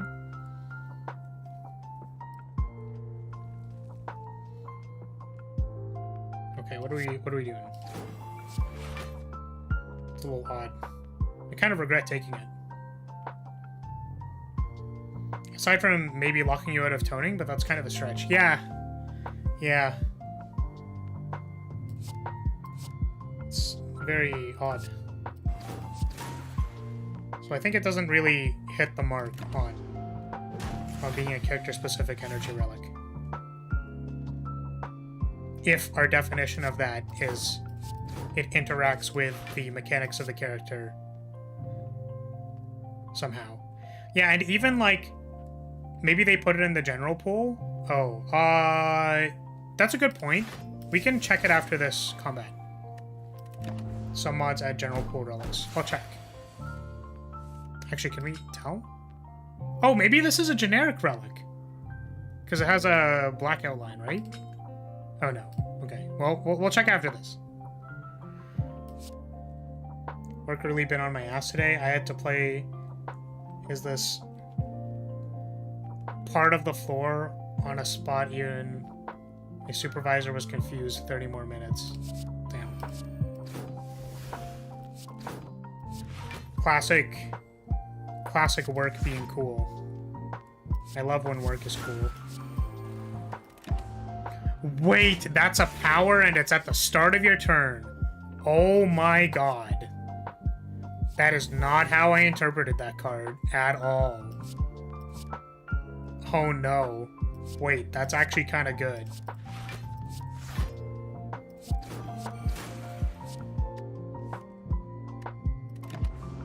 Yeah, that's what the card said. I just thought it was a skill. But it's a power. Yo, we're gonna have so many retones, bro.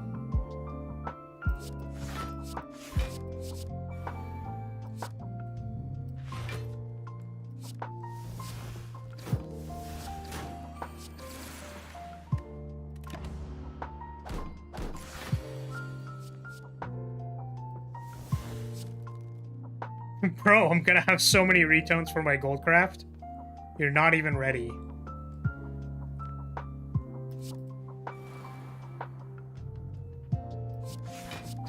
I've determined what my win condition is. And it's gonna be holding 70 retones. And casting Goldcraft. No! My retone! Wait! Wait, it happens after draw step. No! Oh, the misery. Everybody wants to be my enemy. But then yellow, orange. Being able to discard the unplayable card. Oh, true. Yeah.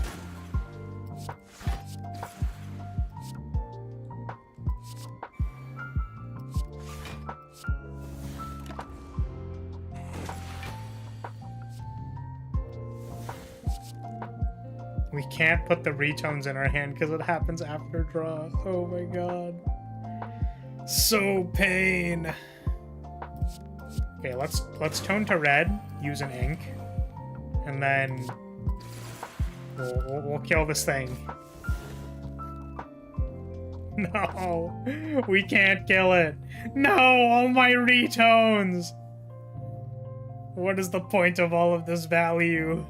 Of this mountain of value that I have? I can't even use them. No.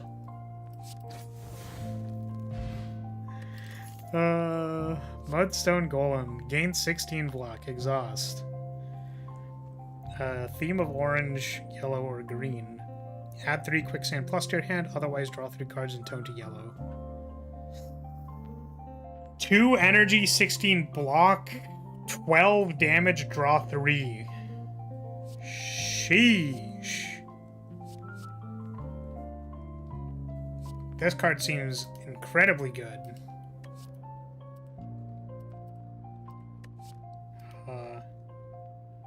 Run quicksand plus to your hand, lose energy at the start of your next turn. Interesting. Avoid the loss. Okay. This is 0 energy, deal 16 damage. Or even 1 energy, deal 16 damage, draw a card. Oh, the quicksands are upgraded, so 18, not 12. So there's 2 energy, draw 3, gain 16 block, 18 damage. Yeah. I will say that some of the numbers, balancing the numbers of this are probably, you know, it's probably a thing. It's probably real, you know what I mean? Balancing is real. If I played the game okay, hold on a second. First of all, the reason we're quitting here is because I had to check and see if the relic was a generic boss relic, or if it was a relic that's specific to the character. That's why I'm doing this, not because I messed up my turn 1, but because, yeah. Also, yes, okay. So this appears to be a generic relic. It is not a character relic. So that is why this has a generic downside. In which case, that's interesting. I rescind all of my statements on this. It's definitely a weird one. But yeah, I think axing your first turn is still, like, I don't know if that is, like, on the same tier as you can't get potions anymore. Who knows? If anything, it's a little interesting. Oh, I can't play skills. Wait, is it random every time? Are we save scumming this shit?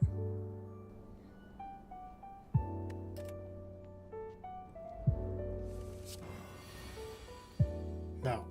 Yes! No, I'm pretty sure the first time it was no skill. It's about as bad as not being able to see intents. Clearly. Clearly. First time was no powers.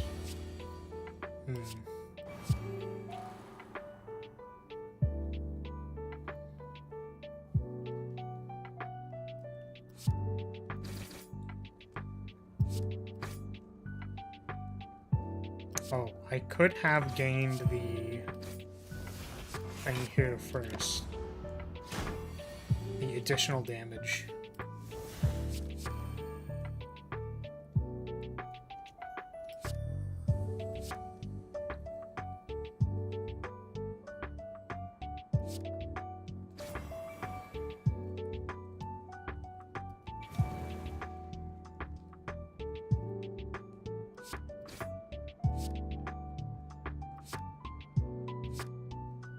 So if I retone, what happens?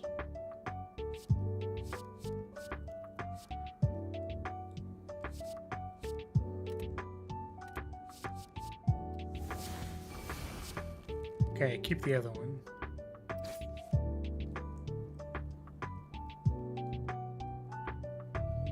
Oh, blue does some interesting things with cards, with the on-draw cards. It's kind of cool.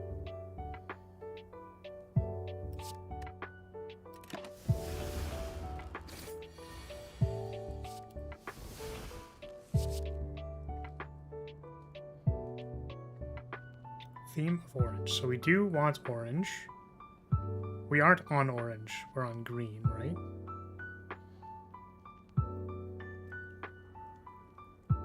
Tone to orange.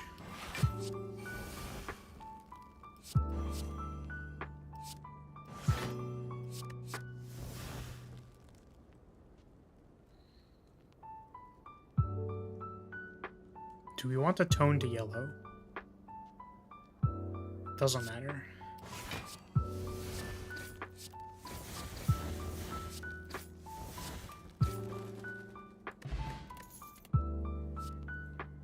Sprout.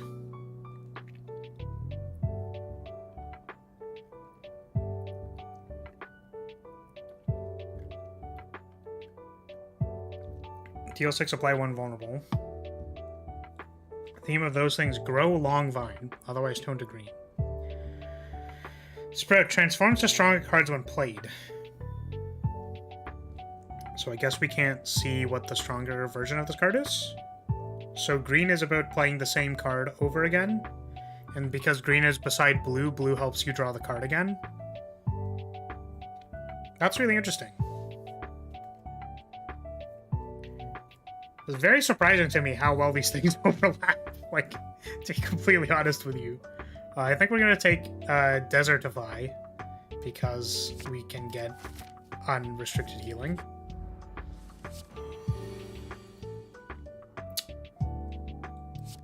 Yeah, really not being able to play skills on turn 1 is pretty bad, I think.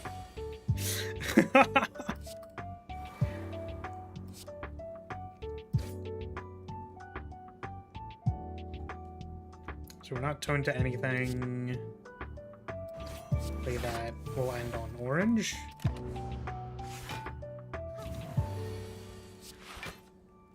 And now that we're on orange, we can make a bunch of tokens.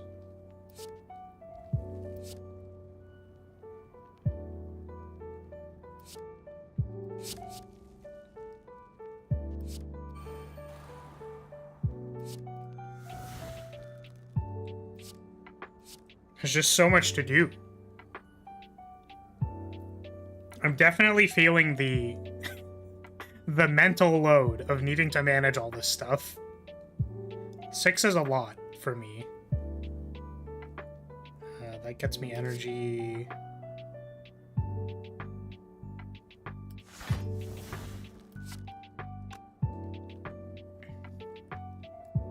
We're gonna try and assemble the wombo combo that we've been trying to do for the last little while.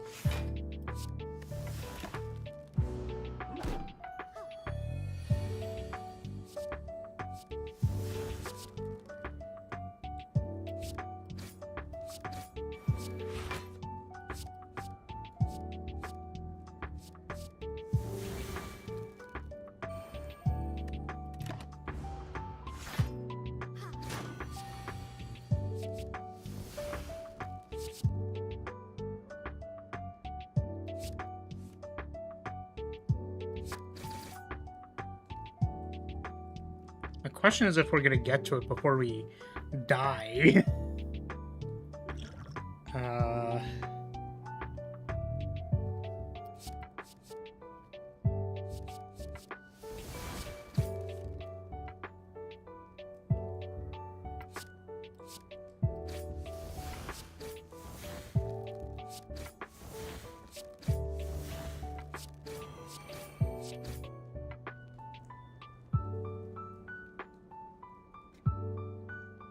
Well, we're not dead. We could have gained strength burst. Oh my god.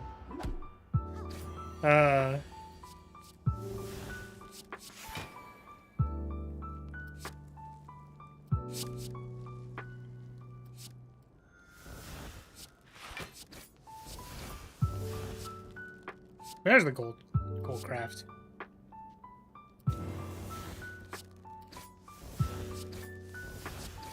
Quicksand combo! Let's go! We were able to play like 3 of them. Let's go!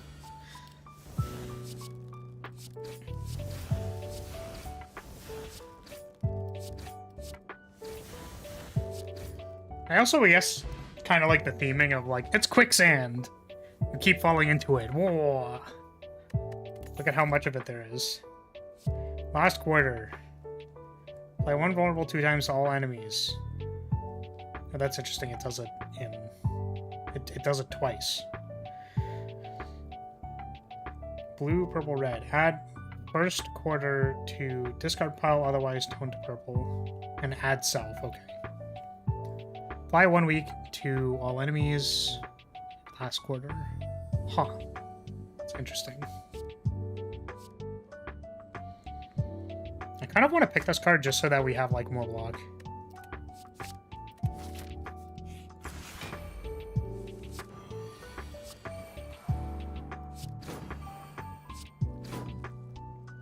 But yeah, this character is definitely really cool. I just feel like I'm struggling with how complicated it is.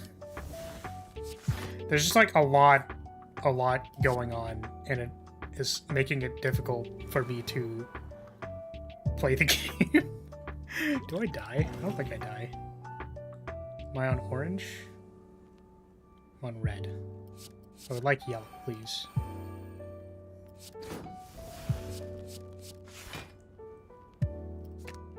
I guess the other comment is that, like, a lot of the cards seem very strong. Like, wow.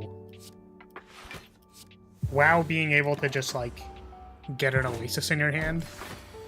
That just seems rather strong.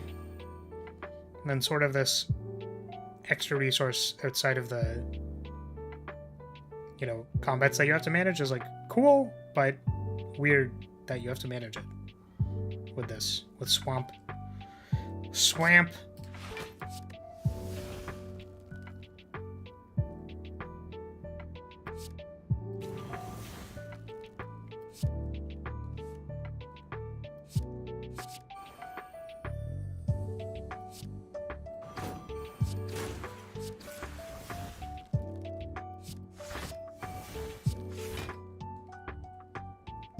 Oh, we just like raw die.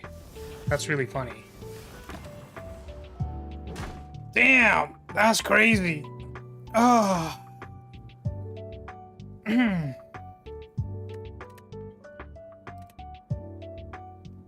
Okay. So that was very cool.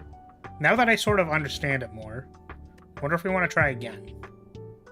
The fuck is that death pose? Yeah, I don't know what's going on with that one.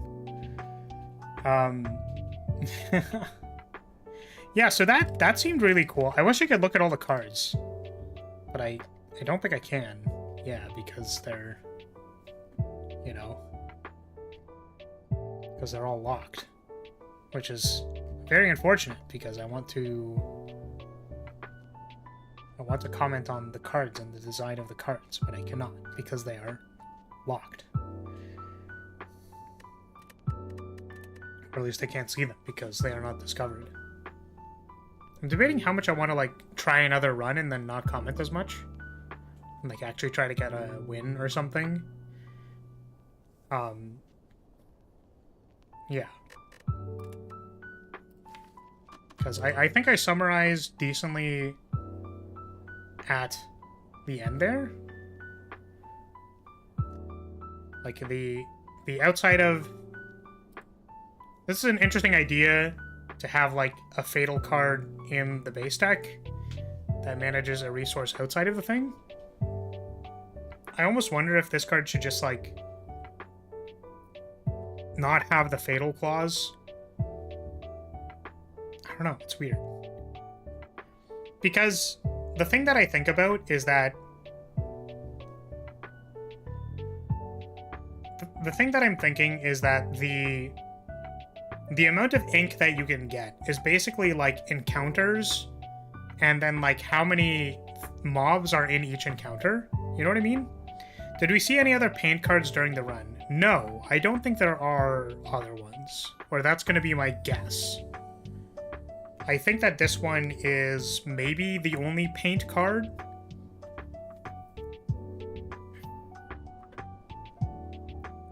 So... But I kind of wonder if the expected usage of painting, like what a good heuristic for that would be. Because let's say you want to have enough ink to last you through the boss fights. So there's a number of options. It's kind of like you could use one ink per thing that you're gonna fatal with Swamp, and then be at the same ink.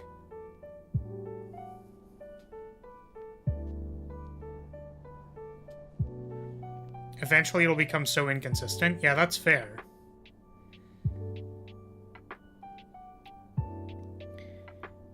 Yeah, the like gaining... I want to say that there's a better way to manage how much ink you get in, and then how much ink you're expecting players to use over the course of the thing. So if maybe the purpose of using an ink is kind of like you would use the defensive inks on turns where like you'd use it on turns where you want to avoid a big boss attack because yellow is easily accessible from the base deck. So you'd use one to block a big turn, and then maybe another one to block a big turn, and then maybe one red to gain strength and then do a lot of damage, or something like that. Like I think the expected usage might be closer to something like 3 or 4, or like 1/2 the amount of turns it takes to kill a boss. It's just my guess. Like, I'm taking a guess. So, based on how much you expect them to use at the boss, likely the amount of ink that this card should produce could be attached to that, if that makes sense.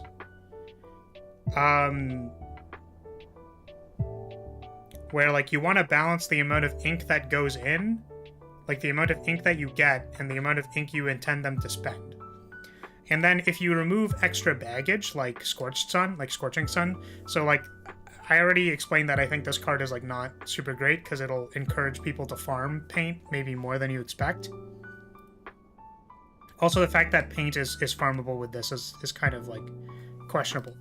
But it's kind of like, the mechanism is cool, right? So at a base level, the concept of having an additional resource that you can, like, have access to, and then the method of acquiring it being something fatal in the base deck is interesting. The thing I'm wondering is, like, what is the actual correct acquisition rate of getting ink so that it's, like, more balanced? Because as it stands right now, it feels like I could just swamp up the entire Act 1, get like 20 ink, and then just Bing chilling for the rest of the run. So it was like, is that the intention? Is the intent that you would spend 1 ink per encounter enemy so that you remain about neutral? Like, is that closer to what you want to do? It's just odd. I would also say that this character suffers from a lot of shit going on syndrome. Where it's super cool to have, like, the 6 colors and stuff, and, like, the toning to different colors and whatever, but, like, people already have difficulty managing 3 stances on Watcher. Like, and the effects of the stances on Watcher are pretty, like, clear, right? Like, there's a clear gameplay loop of go Wrath when you're gonna kill something, but have a way to exit Wrath so that you don't die, right? Like, that's a thing, that's a concept that a player can conceptualize and then, like, work with. Whereas this is, like, colors that are adjacent on the color wheel maybe will support each other, I think. Right? There's no, like, clear concept, I think, of, like, from the get-go, or, like, yeah, what am I trying to say here? It's hard to, like, internalize and make a greater mental model of, like, what you're gonna do with that. You know what I mean? Where I thought it was interesting that a lot of the cards, like, blue and green support each other, right? Where green wants you to play the same card multiple times, and blue will draw that card for you because blue produces card draw. So, like, that's cool and interesting, right? But it's a little hard to build a game plan around the, like all 6 colors. I almost feel like this character would work better as 4 colors, you know what I mean? Where maybe some of the colors are a little too chaffy in nature, and then, like, you can simplify the model a little bit. Like, that's potentially a solution.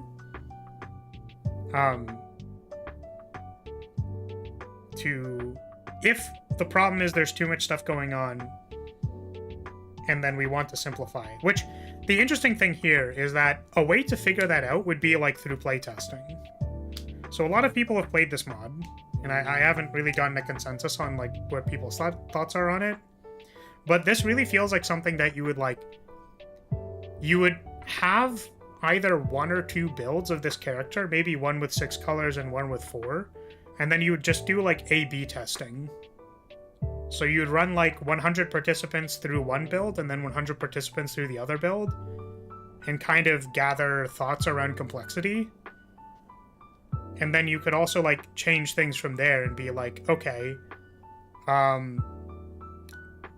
like what colors were easy to use, or like you could get people to describe what they thought the colors did. And then you could like filter the results for like how many people said blue does draw cards, right? So like how many people understood that, right?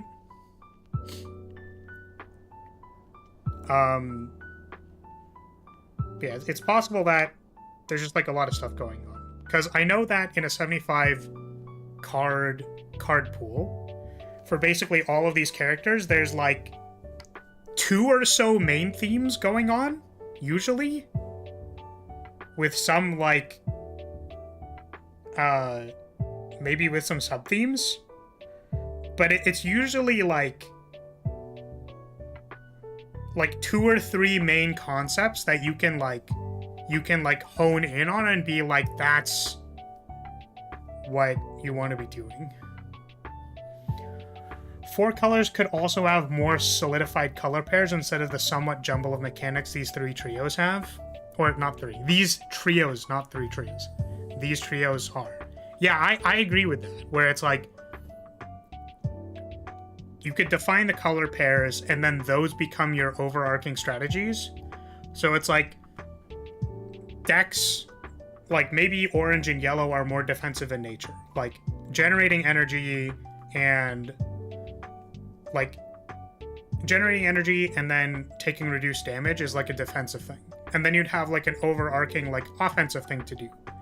Then like players can split those things in their mind and be like, this is the defensive thing I'm doing, this is the offensive thing I'm doing. And then like, again, it's about making like a clear mental model of what I should be doing as the player of this character. Whereas to me, it didn't really feel like, it felt like I could see the card synergies and be like, oh, I see how that supports that thing. But it's not clear to me like what overarching thing I should be doing. Which, to be fair, I've only played the character 1 time, so it's entirely possible that after you play it more times that it becomes more clear. But, and also that roguelikes tend to have the idea that even if a character is complicated at the start, you have a lot of time to learn them by playing it over and over again, which is fair.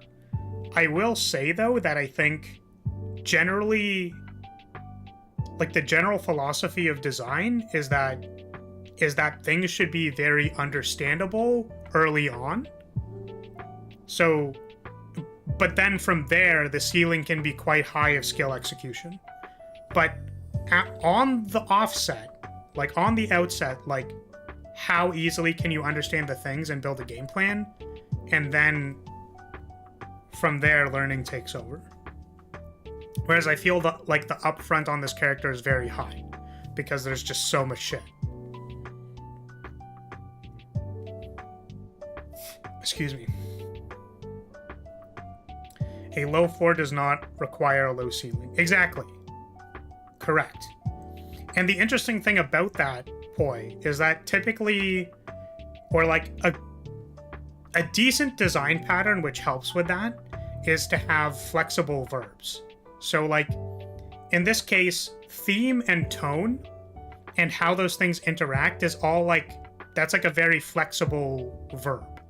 So it's obscure and kind of like opaque of what you're supposed to do with like toning, switching between tones, like how valuable is it to play to a theme and stuff like that. Like, you're not sure. So you can kind of like discover what those synergies are and play around with it. So that's kind of the high ceiling. But then like the floor is also high because of the amount of colors there are. So I think you could lower the floor by reducing the amount of colors so that there's a more clear overarching strategy. Yeah.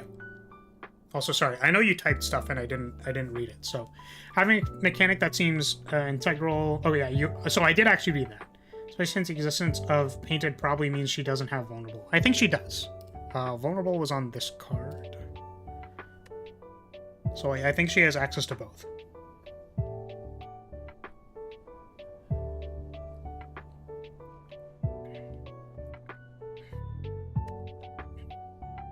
I will also say that I thought it was cool that the themes could overlap for the conditional thing of the cards.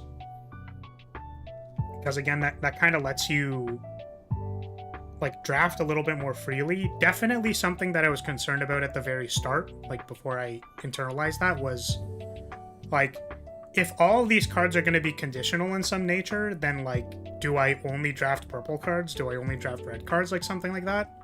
But yeah. Letting those stack is definitely a choice, but if paint is only in the base deck card, then it's fine. Yeah, I think I really feel like this would only be in the base deck, but maybe there's like a rare or something. So yeah, the other comment was that like the cards seem like very strong. So like there's a lot of zero cost cards. Like this card does like 10 damage for free. And then it's like, okay, but it's conditional theme yellow. And then it's like, okay, but like how conditional is that in a yellow deck? It's decently easy to retone. Maybe it is. I don't know. This is a common that produces healing. This definitely shouldn't exist. It's just kind of... I feel like saying something raw shouldn't exist is like something I don't want to say often. But wowee, non-exhausting healing is not fair at all. Like that's not fair. I also wonder if this character wants like a colorless tutor card, now that I'm thinking about it. Because the quicksand archetype seems to be you make the token but then don't play it so that you can play it later. So I wonder if having like a kind of like ignition effect, which lets you draw the quicksands from your deck and like get it going, is interesting. Yeah. I think I don't need to play this character again. I think I'm good. I'm also like, you know, my mind is in a weird space, I think, right now, and it's not in the space to figure out 6 different colors. But like, I'm gonna once again comment on the art because it's beautiful. Very, very impressive. I know that has like nothing to do with any of the design discussion stuff we were talking about, but like, holy shit. This character has so much good art on it. It's actually insane. Like, producing stuff at this level for like 75 cards is like actually wild. And because the quicksands replace themselves, the Oasis card is essentially deal 12 with super suspend.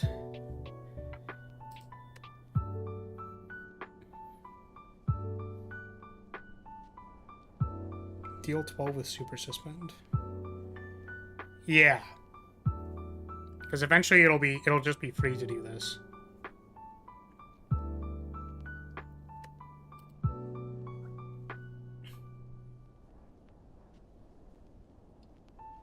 But yeah, I don't know, is there anything else to talk about here still? Like something worth mentioning or observations that we want to comment on? Aside from that number, probably not correct. I thought the orange... Well, yeah, so I guess more specifically, you could talk about the theming of the colors. Which is that orange generates energy. Notably from the base characters in the game, there isn't a whole lot of like energy cards that are defaultly available to characters. So I would wonder about the methods in which this character, like how many methods, like how many orange cards are there which are like too insular to orange because orange generates energy.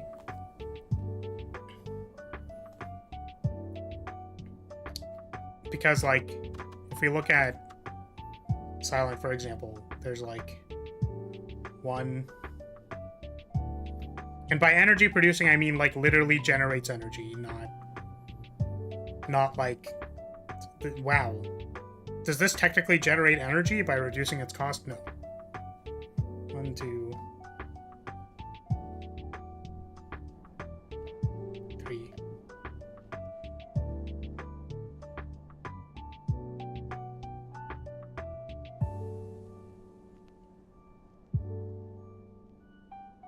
4, 5, 6, I guess. Wow, there's more energy production than I thought. I thought I remember there only really being like... Maybe I'm thinking about the uncommon energy production cards, and then there's like sometimes a rare one. Huh. Maybe it's more variable than I'm remembering, but... I like fields as a unifying piece of the deck for each color. Yes, that is very cool. I think having... So, interesting thing for this was the idea that if there's like a field for every color, that's a lot of powers, right? So this is once again, I think, something that would benefit from like not having as many colors and then having like just a few fields that people can like look for.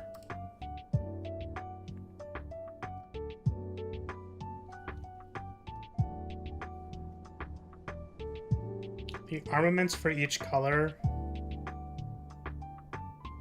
Lots of rare powers. Yes. These ones. Primary armaments for each of these. Yeah. Like, that's a lot of rare powers.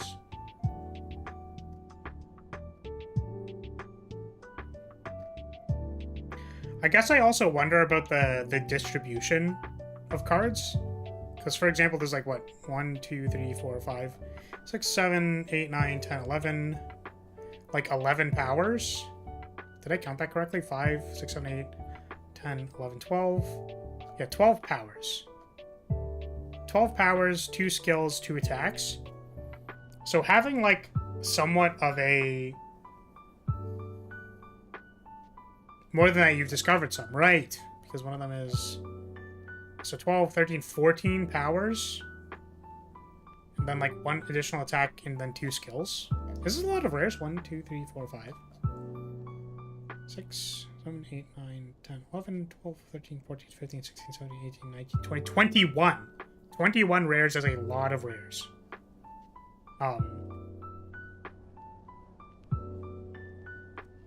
Which this was sort of my observation when I was looking at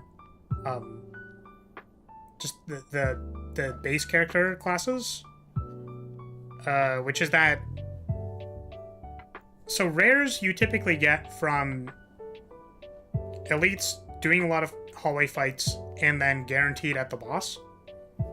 So it's like, and they also tend to be cards which are, yeah, 2/3 of powers. So they tend to be cards which are specific enough that there is a reason not to take them.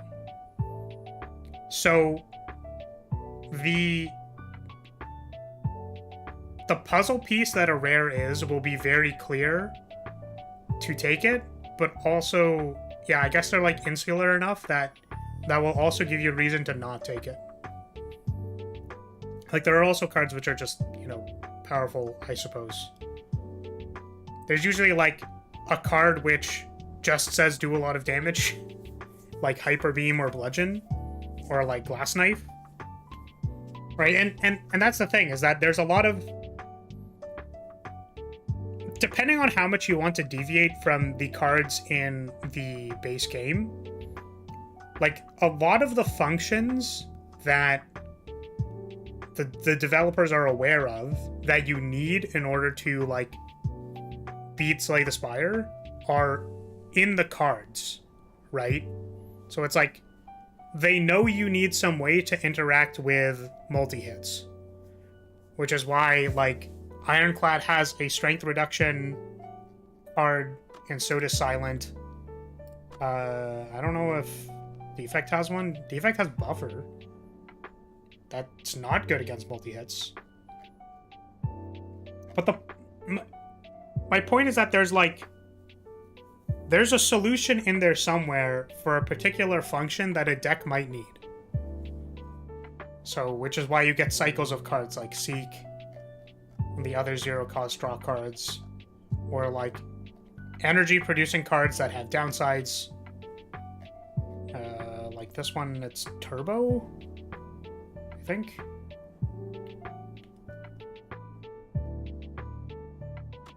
And then What's this for you? I don't remember. Bloodletting is pay 3. Downside in air quotes. So, yeah, I guess the idea is, like, if you wanted to have a different way to solve those problems, I guess the idea is that the problems will be the same. So, like, because the corridor fights don't change. So, the corridor fights, the bosses, the problems will be the same. And it's a question of whether or not you want to have cards that serve the same functions as the base deck characters to solve the same problems, or if you want to introduce more novel cards which can also solve the problems. The thing that Flagbearer ran into when I was developing it, and also I imagine what happened to this character, is that, like, Awakened One is impossible. How are you supposed to beat Awakened One with this character? when the power distribution is that high? So it's possible that that's not actually a problem. Or I guess the idea is that because there are so many powers, you only pick, like, one anyways, right? Like, you wouldn't pick this one and then also this one, right? So there's that. But by virtue of... No, well, yes, of course. By virtue of the fact that a lot, or 2/3 of them are powers, you will find more powers. So if I get a card selection screen at a boss that's all powers, then I kind of go like, oh, well, what I really needed was, like, an attack card. So, like, am I gonna skip the boss rare because I don't want to lose to Awakened One? You know what I mean? Like, it makes weird stuff like that happen. Which, I think that's a part of balancing and design that people aren't the most cognizant of, just in general, is, like, if you observe the split of, like, attacks to skills at the common level, you'll find that there are more attacks. Uncommons take up the bulk of how many cards there are in all of them. So, like, there will be, like, 30 or something more uncommons. So, and then that deviates into kind of the archetypes more. Like, uncommons are a little more archetypal in nature. And then rares will have, like, a very specific function because you'll maybe only see a few of them. You'll, at the very least, get 2 rares at the boss fights. I mean, you probably want to get more than that, but they'll, like, be kind of specific and archetypal. Not so archetypal that they're unplayable, but just that, like, clearly the card can be better if you use it for a particular purpose. Like, Brutality is, like, sure, if you just want to pick it to draw cards, that's great. But this card clearly is a lose HP enabler. You know what I mean?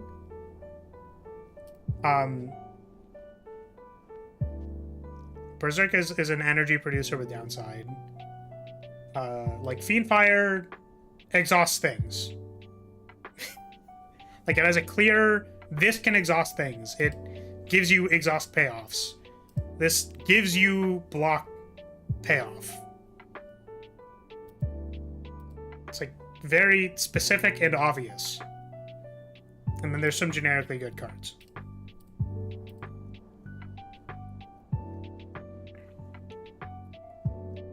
So, the reason that those distributions are like that is so that you need the common cards to play the game. Because you're going to see a lot of fucking common cards. So you just kind of need them to work and do what they're going to do. You want a vulnerable enabler? Bam, it's there. You need something that exhausts things? It's there.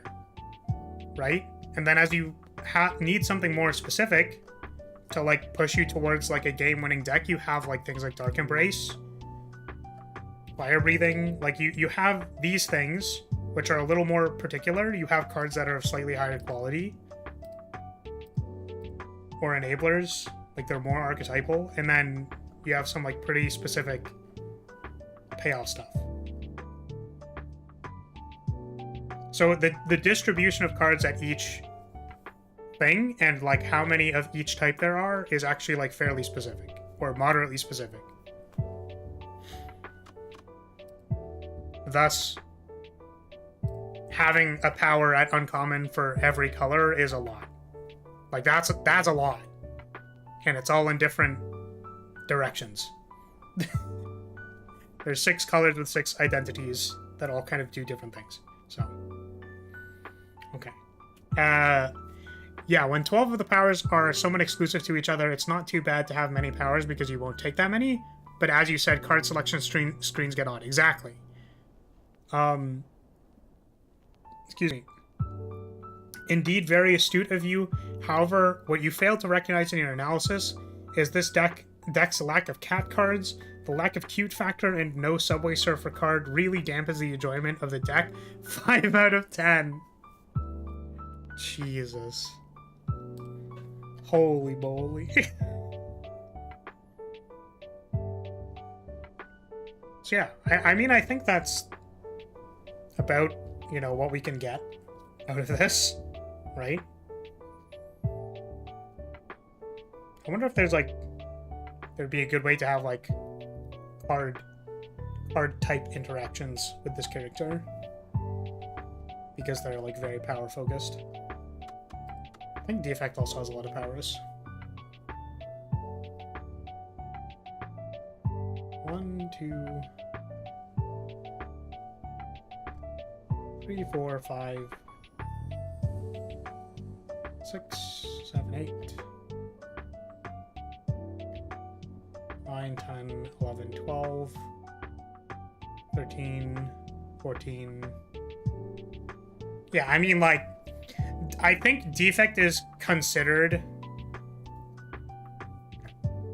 Defect is widely considered or touted as, to my best understanding, a power-centric character.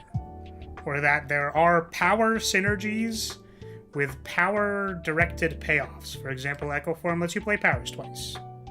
So, this gives you powers, so that you can have your power payoffs do power things, like heat sinks. Right? This character has 14 powers.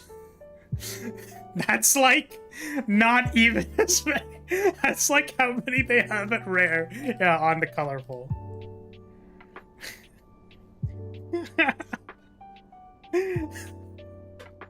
Yeah, so yeah. Actually, I haven't, but legit the model and cards are cool. Okay, hold on a second. We need to do this for Rance. Hold on, pause.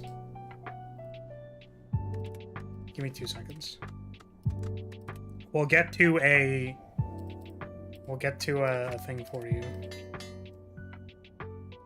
Oh, wait, hold on a second. Wait, this is really funny. Hold on a sec. Alright, check this out. I need to show you something. Are you ready to see the coolest mod that I just installed? This mod is very cool. I need to show you. Are you excited? Yeah, very legitimate gameplay time. Are you ready? All right.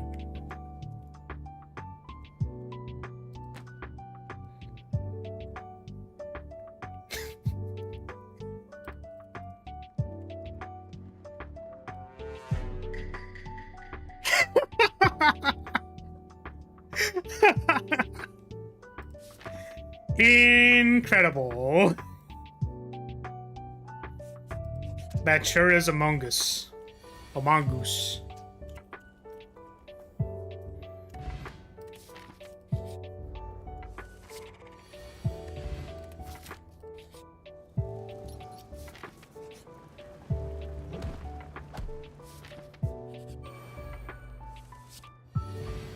Hi, Rance.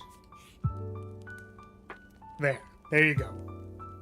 Very, very kawaii anime girl. Much cute, very wow.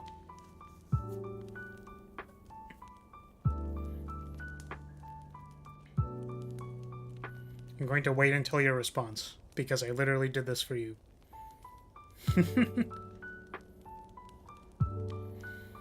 Now die to see the weird kill screen. Now draw her pregnant. So cursed. So very cursed.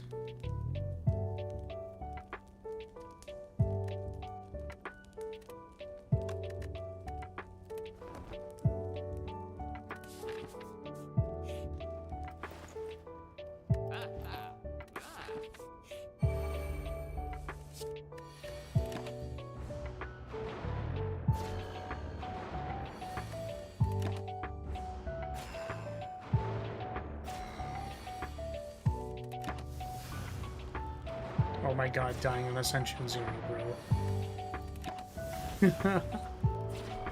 I'm in pain.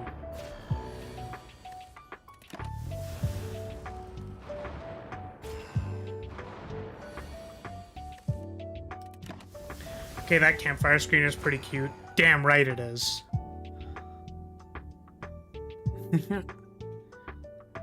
Yeah, why does she fall over like that?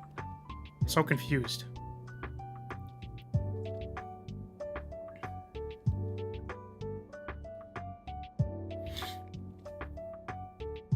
Yeah, hopefully that was fun. I hope we had some interesting things to talk about. We somehow managed to get here in the VOD. If there's something you want me to play that you think is well designed, please let me know so that I can play them. Because I'm currently just scrolling through the most recent characters that are on the thing in order to play them, and I'm doing this once a week, but, like, you know, I think it would help if... I think it would be helpful if people told me what they wanted to play, so that I can play those.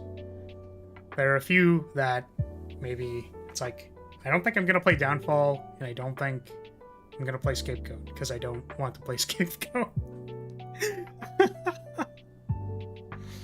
But maybe it's Scapegoat next time. We'll figure it out. You survived the meetings? Nice.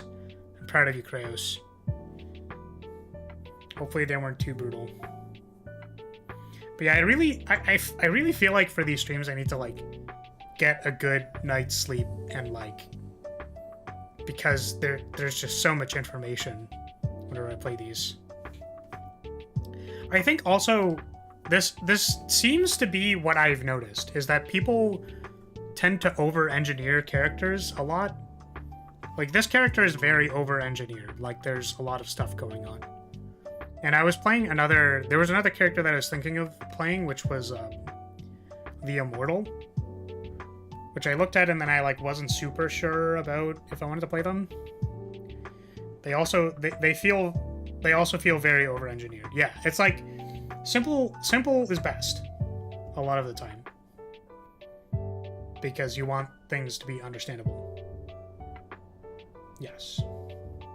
You can get a surprising amount of mileage out of, like, simple things. Which isn't to say that simple or complex is better, like, over one or the other. Like, complexity is required sometimes in order to, like, communicate particular gameplay or ideas. But I think particularly with this one, right? Like, the stance changing through, like, different tones and, like having pause tone and, like, change tone and stuff still works with 4 colors, probably, right? And then really being clear about what each of those colors does, like things like not including too many powers, right? Like those are all things that work separate from the design intent, right? So those are where I think I tend to be more critical about, like, hey, we can capture this idea, but simplify it a bit. And then if we simplify it a bit, then, like, maybe we'll have less text on cards, we'll have less, like, insular archetypes, right? Like, I only have to, like, if this just said blue and red, and then I don't have to read purple, right? So you can simplify things and still carry the design intent. Not always possible, though. Okay. If there's an Uncle Ruckus mod, you better play it. What is that? Huh?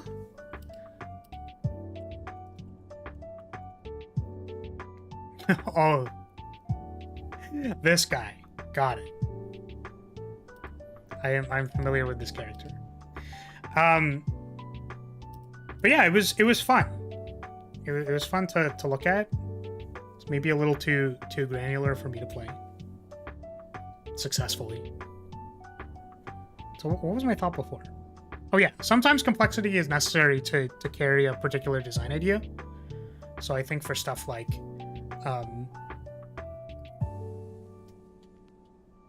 stuff for like 4X games, for example, can be like a little complicated, but even then, like I think in those kinds of games, there's like clear, like, hey, I'm building towards the doomsday laser, and like that's the idea, right? We speedrunning demonetization, he definitely would. Yeah, see, it's a little frustrating for me. I don't want to say frustrating, but the reason why I wanted to play this character is because, to my best understanding, this appears to be like an OC. You know what I mean? So there's no like baggage of like what they're supposed to be, and like I think I care more about playing mods that are like someone's creation, because the expectations for the design don't need to like match up to any pre-existing baggage of that character. So for example, when you make a One Punch Man mod, you go like, oh, the One Punch Man mod should do this, right? So what that does is that it already fills in the design intent of what that character is supposed to do. Whereas I think the thing that's more interesting is where like you start from nothing, and then you go like, I need to establish what the design intent should be of this character, and like that's where the design practice starts, basically. Where it's like, I need to think of like, what is this character doing? This character is shifting through tones of a thing, and those tones will be conditions for cards, and then I will allow the tone switching to be enabled by having retone, by having fields which give you a standardized color tone to start with on your turn, to have variable card effects of whether you have the tone or don't have the tone, so the cards are very flexible in nature, right? Like, none of that is determined by the pre-existing baggage of whatever this character should have been. So like, I'm like not the most interested in like mods that are like of an anime character that already exists, right? Because I feel like too much of the design intent is filled in already. But like, I'm not against it. I might still do that, but I'm maybe less of a, I'm less keen on wanting to do that. But those characters have funny cats. God damn it. Yeah, so the design intent with the cats was... But does that make sense? Also, welcome back, Cavalier. We're just wrapping up. I think you missed a bunch of design talk. But I was just mentioning how I don't want too much of the design intent to be filled in by expectations from the thing from before. The college is probably more important. I don't know, that's up to you to decide. Is college more important? You don't want to play Weiss Schwartz and you're Slay the Spire. Well, yes, kind of. But see, this is the thing. I'm not suggesting that, like, building a thing off of a pre-existing IP is inherently bad. I'm just saying that the design intent gets filled in for you. Or, like, a lot of it does. So, for example, like, big difference in capturing an idea versus capturing a flavor. Yeah, so I've worked on projects before, right? Which require me to, like, to think about, like, the IP that I'm working with, right? Flavor or character or however you want to word it. Yeah, exactly. So when the design intent starts at, like, Saber does these things. So Saber must have an Excalibur card. And then also here are all the things from Saber's lore. Or like, this is a Star Wars mod, so we're gonna... There's so much that's already there for the Star Wars mod to think about. Right? So I think it's a different design exercise to look at those and then say, these are my constraints. I need to include things about the Force, and then, like, you know, probably have that as like a main focus, right? And like, how do I translate that idea, which needs to be in the game, to like a mechanic or like a playable gameplay loop that people will understand? But the thing is, like, you can't strip back assumptions that are like, that need to be there by virtue of the project. So if I made a Jedi character and then I was like, they just don't have any Force magic anything, there's no magical system, none, and then people go like, but I was expecting the Force to be here somewhere, why isn't it there, right? So you can't strip back those assumptions. It's a different design exercise. Yeah. Instead of wound, it's changed to sand. Yeah. And then it becomes about like memeing around with like the lore of the character and stuff like that. So, you know, no disrespect to anyone who does that, because you know, we like communicating through and sharing memes and stuff, right? It's like the last character we played had cats on it, and it's like, sure, that's hilarious. And I'm sure that this character is somehow related to cats in the anime, and that's really funny. But like, it's not clear to me anymore what your design intent as the designer is, and then like where to go from there.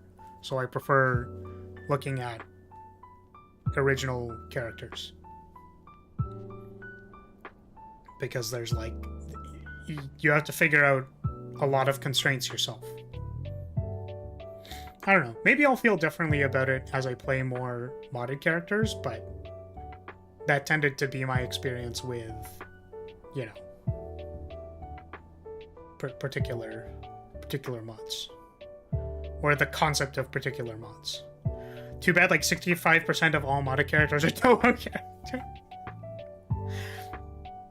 Yeah, I mean, that's fair. Yeah, I think, despite the fact that I have that opinion or carry that opinion, it's, you know, the likelihood is that if we're going to keep doing this, we're just going to play Toho characters. So, oh well, what can you do?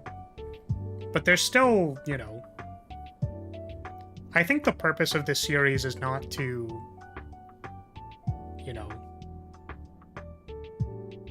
I don't want it to be like a fix this thing or judge this thing, right? I think it's fair to make like design recommendations, or like, you know, the first thing is to kind of like figure out and try to understand what they're trying to do, and then like see how the rest of the design heuristics that we can think of like fit in with that. And I think it is an interesting exercise in practice, because like, for full transparency, I need to do this a lot, just in case you're like, people weren't aware, but like, designer playtesting is a thing. So it's like, sometimes I play games that I haven't touched at all, like I have no clue what they're about, and then I have to think of like what is the level design beats of this tutorial, and then I go, well, I know that myself as a competent player would understand this tutorial. However, it seems like there's no like UI indication for how this system works. And I figured it out eventually by playing around with the concept, but I don't think what you did matches what you were trying to achieve in that level beat. So like, I have to do this a lot. The thing about doing this with Slay the Spire characters is that they're like immensely complicated. Like, making a 75 card set for a character that all like works together is just like immensely complicated. Which is why something like making the Watcher takes a year. I don't know how long they spent. But I also know that the devs of this game were like very aggressive on playtesting. So they had like a lot of data available to them, basically.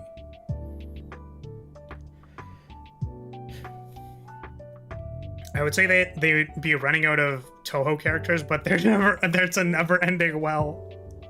Yeah, I'm pretty sure they barely scratched the surface. I don't know what Tolus is.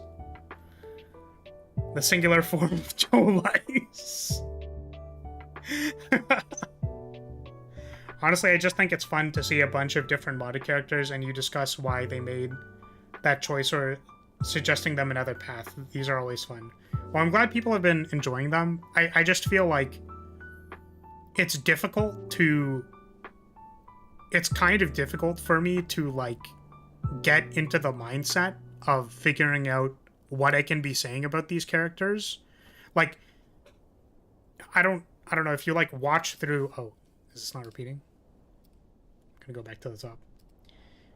If you, like, watch from the start of this stream, basically I go from, like, not really understanding this character or what, like, anything to say about this character to, at the end, when we died, I was like, okay, there's a lot to talk about here. Let's talk about these things. Which also, like, hearing observations from other people, like, Poi chimes in a lot, where it's like, that makes it easier for me to, like, have an anchor of what to talk about, right? But yeah, so, like, I think it's kind of fun and interactive by doing that if people, like, are making observations too and being like, what do you think about this? Or, like, this card is Iron Wave, you know? I'll chime in more, but I had calculus. Yeah, no problems, Cap. I'm not saying there's an expectation. I'm just saying, like, I think that this actually seems like a very good format and series, and I'd be interested in exploring it more. So, but also just that I'm struggling to find out what I should be doing at the start because I feel like I don't have as much to talk about because I'm still trying to understand the character, which maybe what I could be doing at the start is, like, talking through my decisions at a more face value instead of making design observations, and then I can make more specific design observations afterwards, which Krayos already recommended that I do, like, one playthrough as, like, a player and, like, make no design commentary, but I feel like that might also be a little dry if I, like, don't stop to think about anything and I just, like, go full speed ahead. So I feel like I can improve more as far as how I'm delivering this. I really need to not get lost in the sauce of, like, talking about cards for 20 minutes. Because that happened, like, 2 times this stream where I just, like... where I also might miss some thoughts unless you write stuff down. Yeah, and it would be possible, I think, if I remind myself that I can open a notepad and then write down some thoughts. And then try to not, like, you know... You getting lost in the sauce is entertaining? I don't know, maybe. I can't tell. Because there's only so many people here. Like, I don't know if I'm being entertaining or not. You know what I mean? It's hard for me to know when I'm not communicating to, like, 100 people and they all ubiquitously agree that me getting lost in the sauce is entertaining. I guess to scale it down, if there are 6 people here and 4 of them are actively talking, that's a good sign. Cav, be like me, I totally have a lot of insightful things to say about these characters.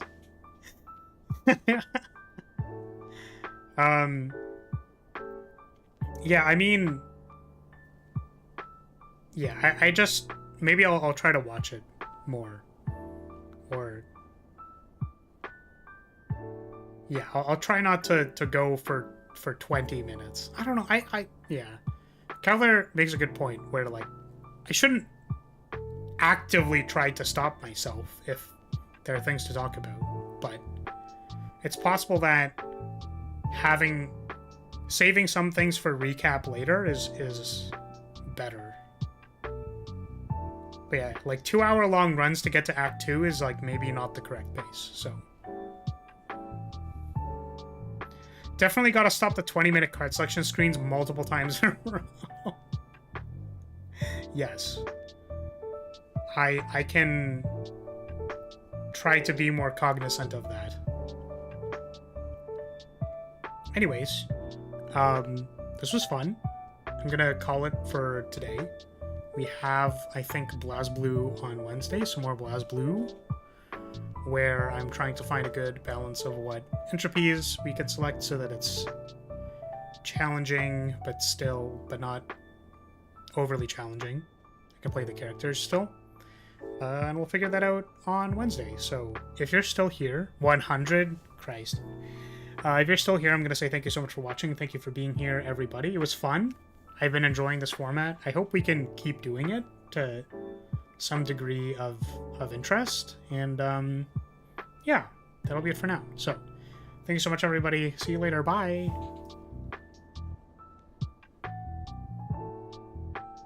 Oh, head pat. Big head pat. Okay, bye.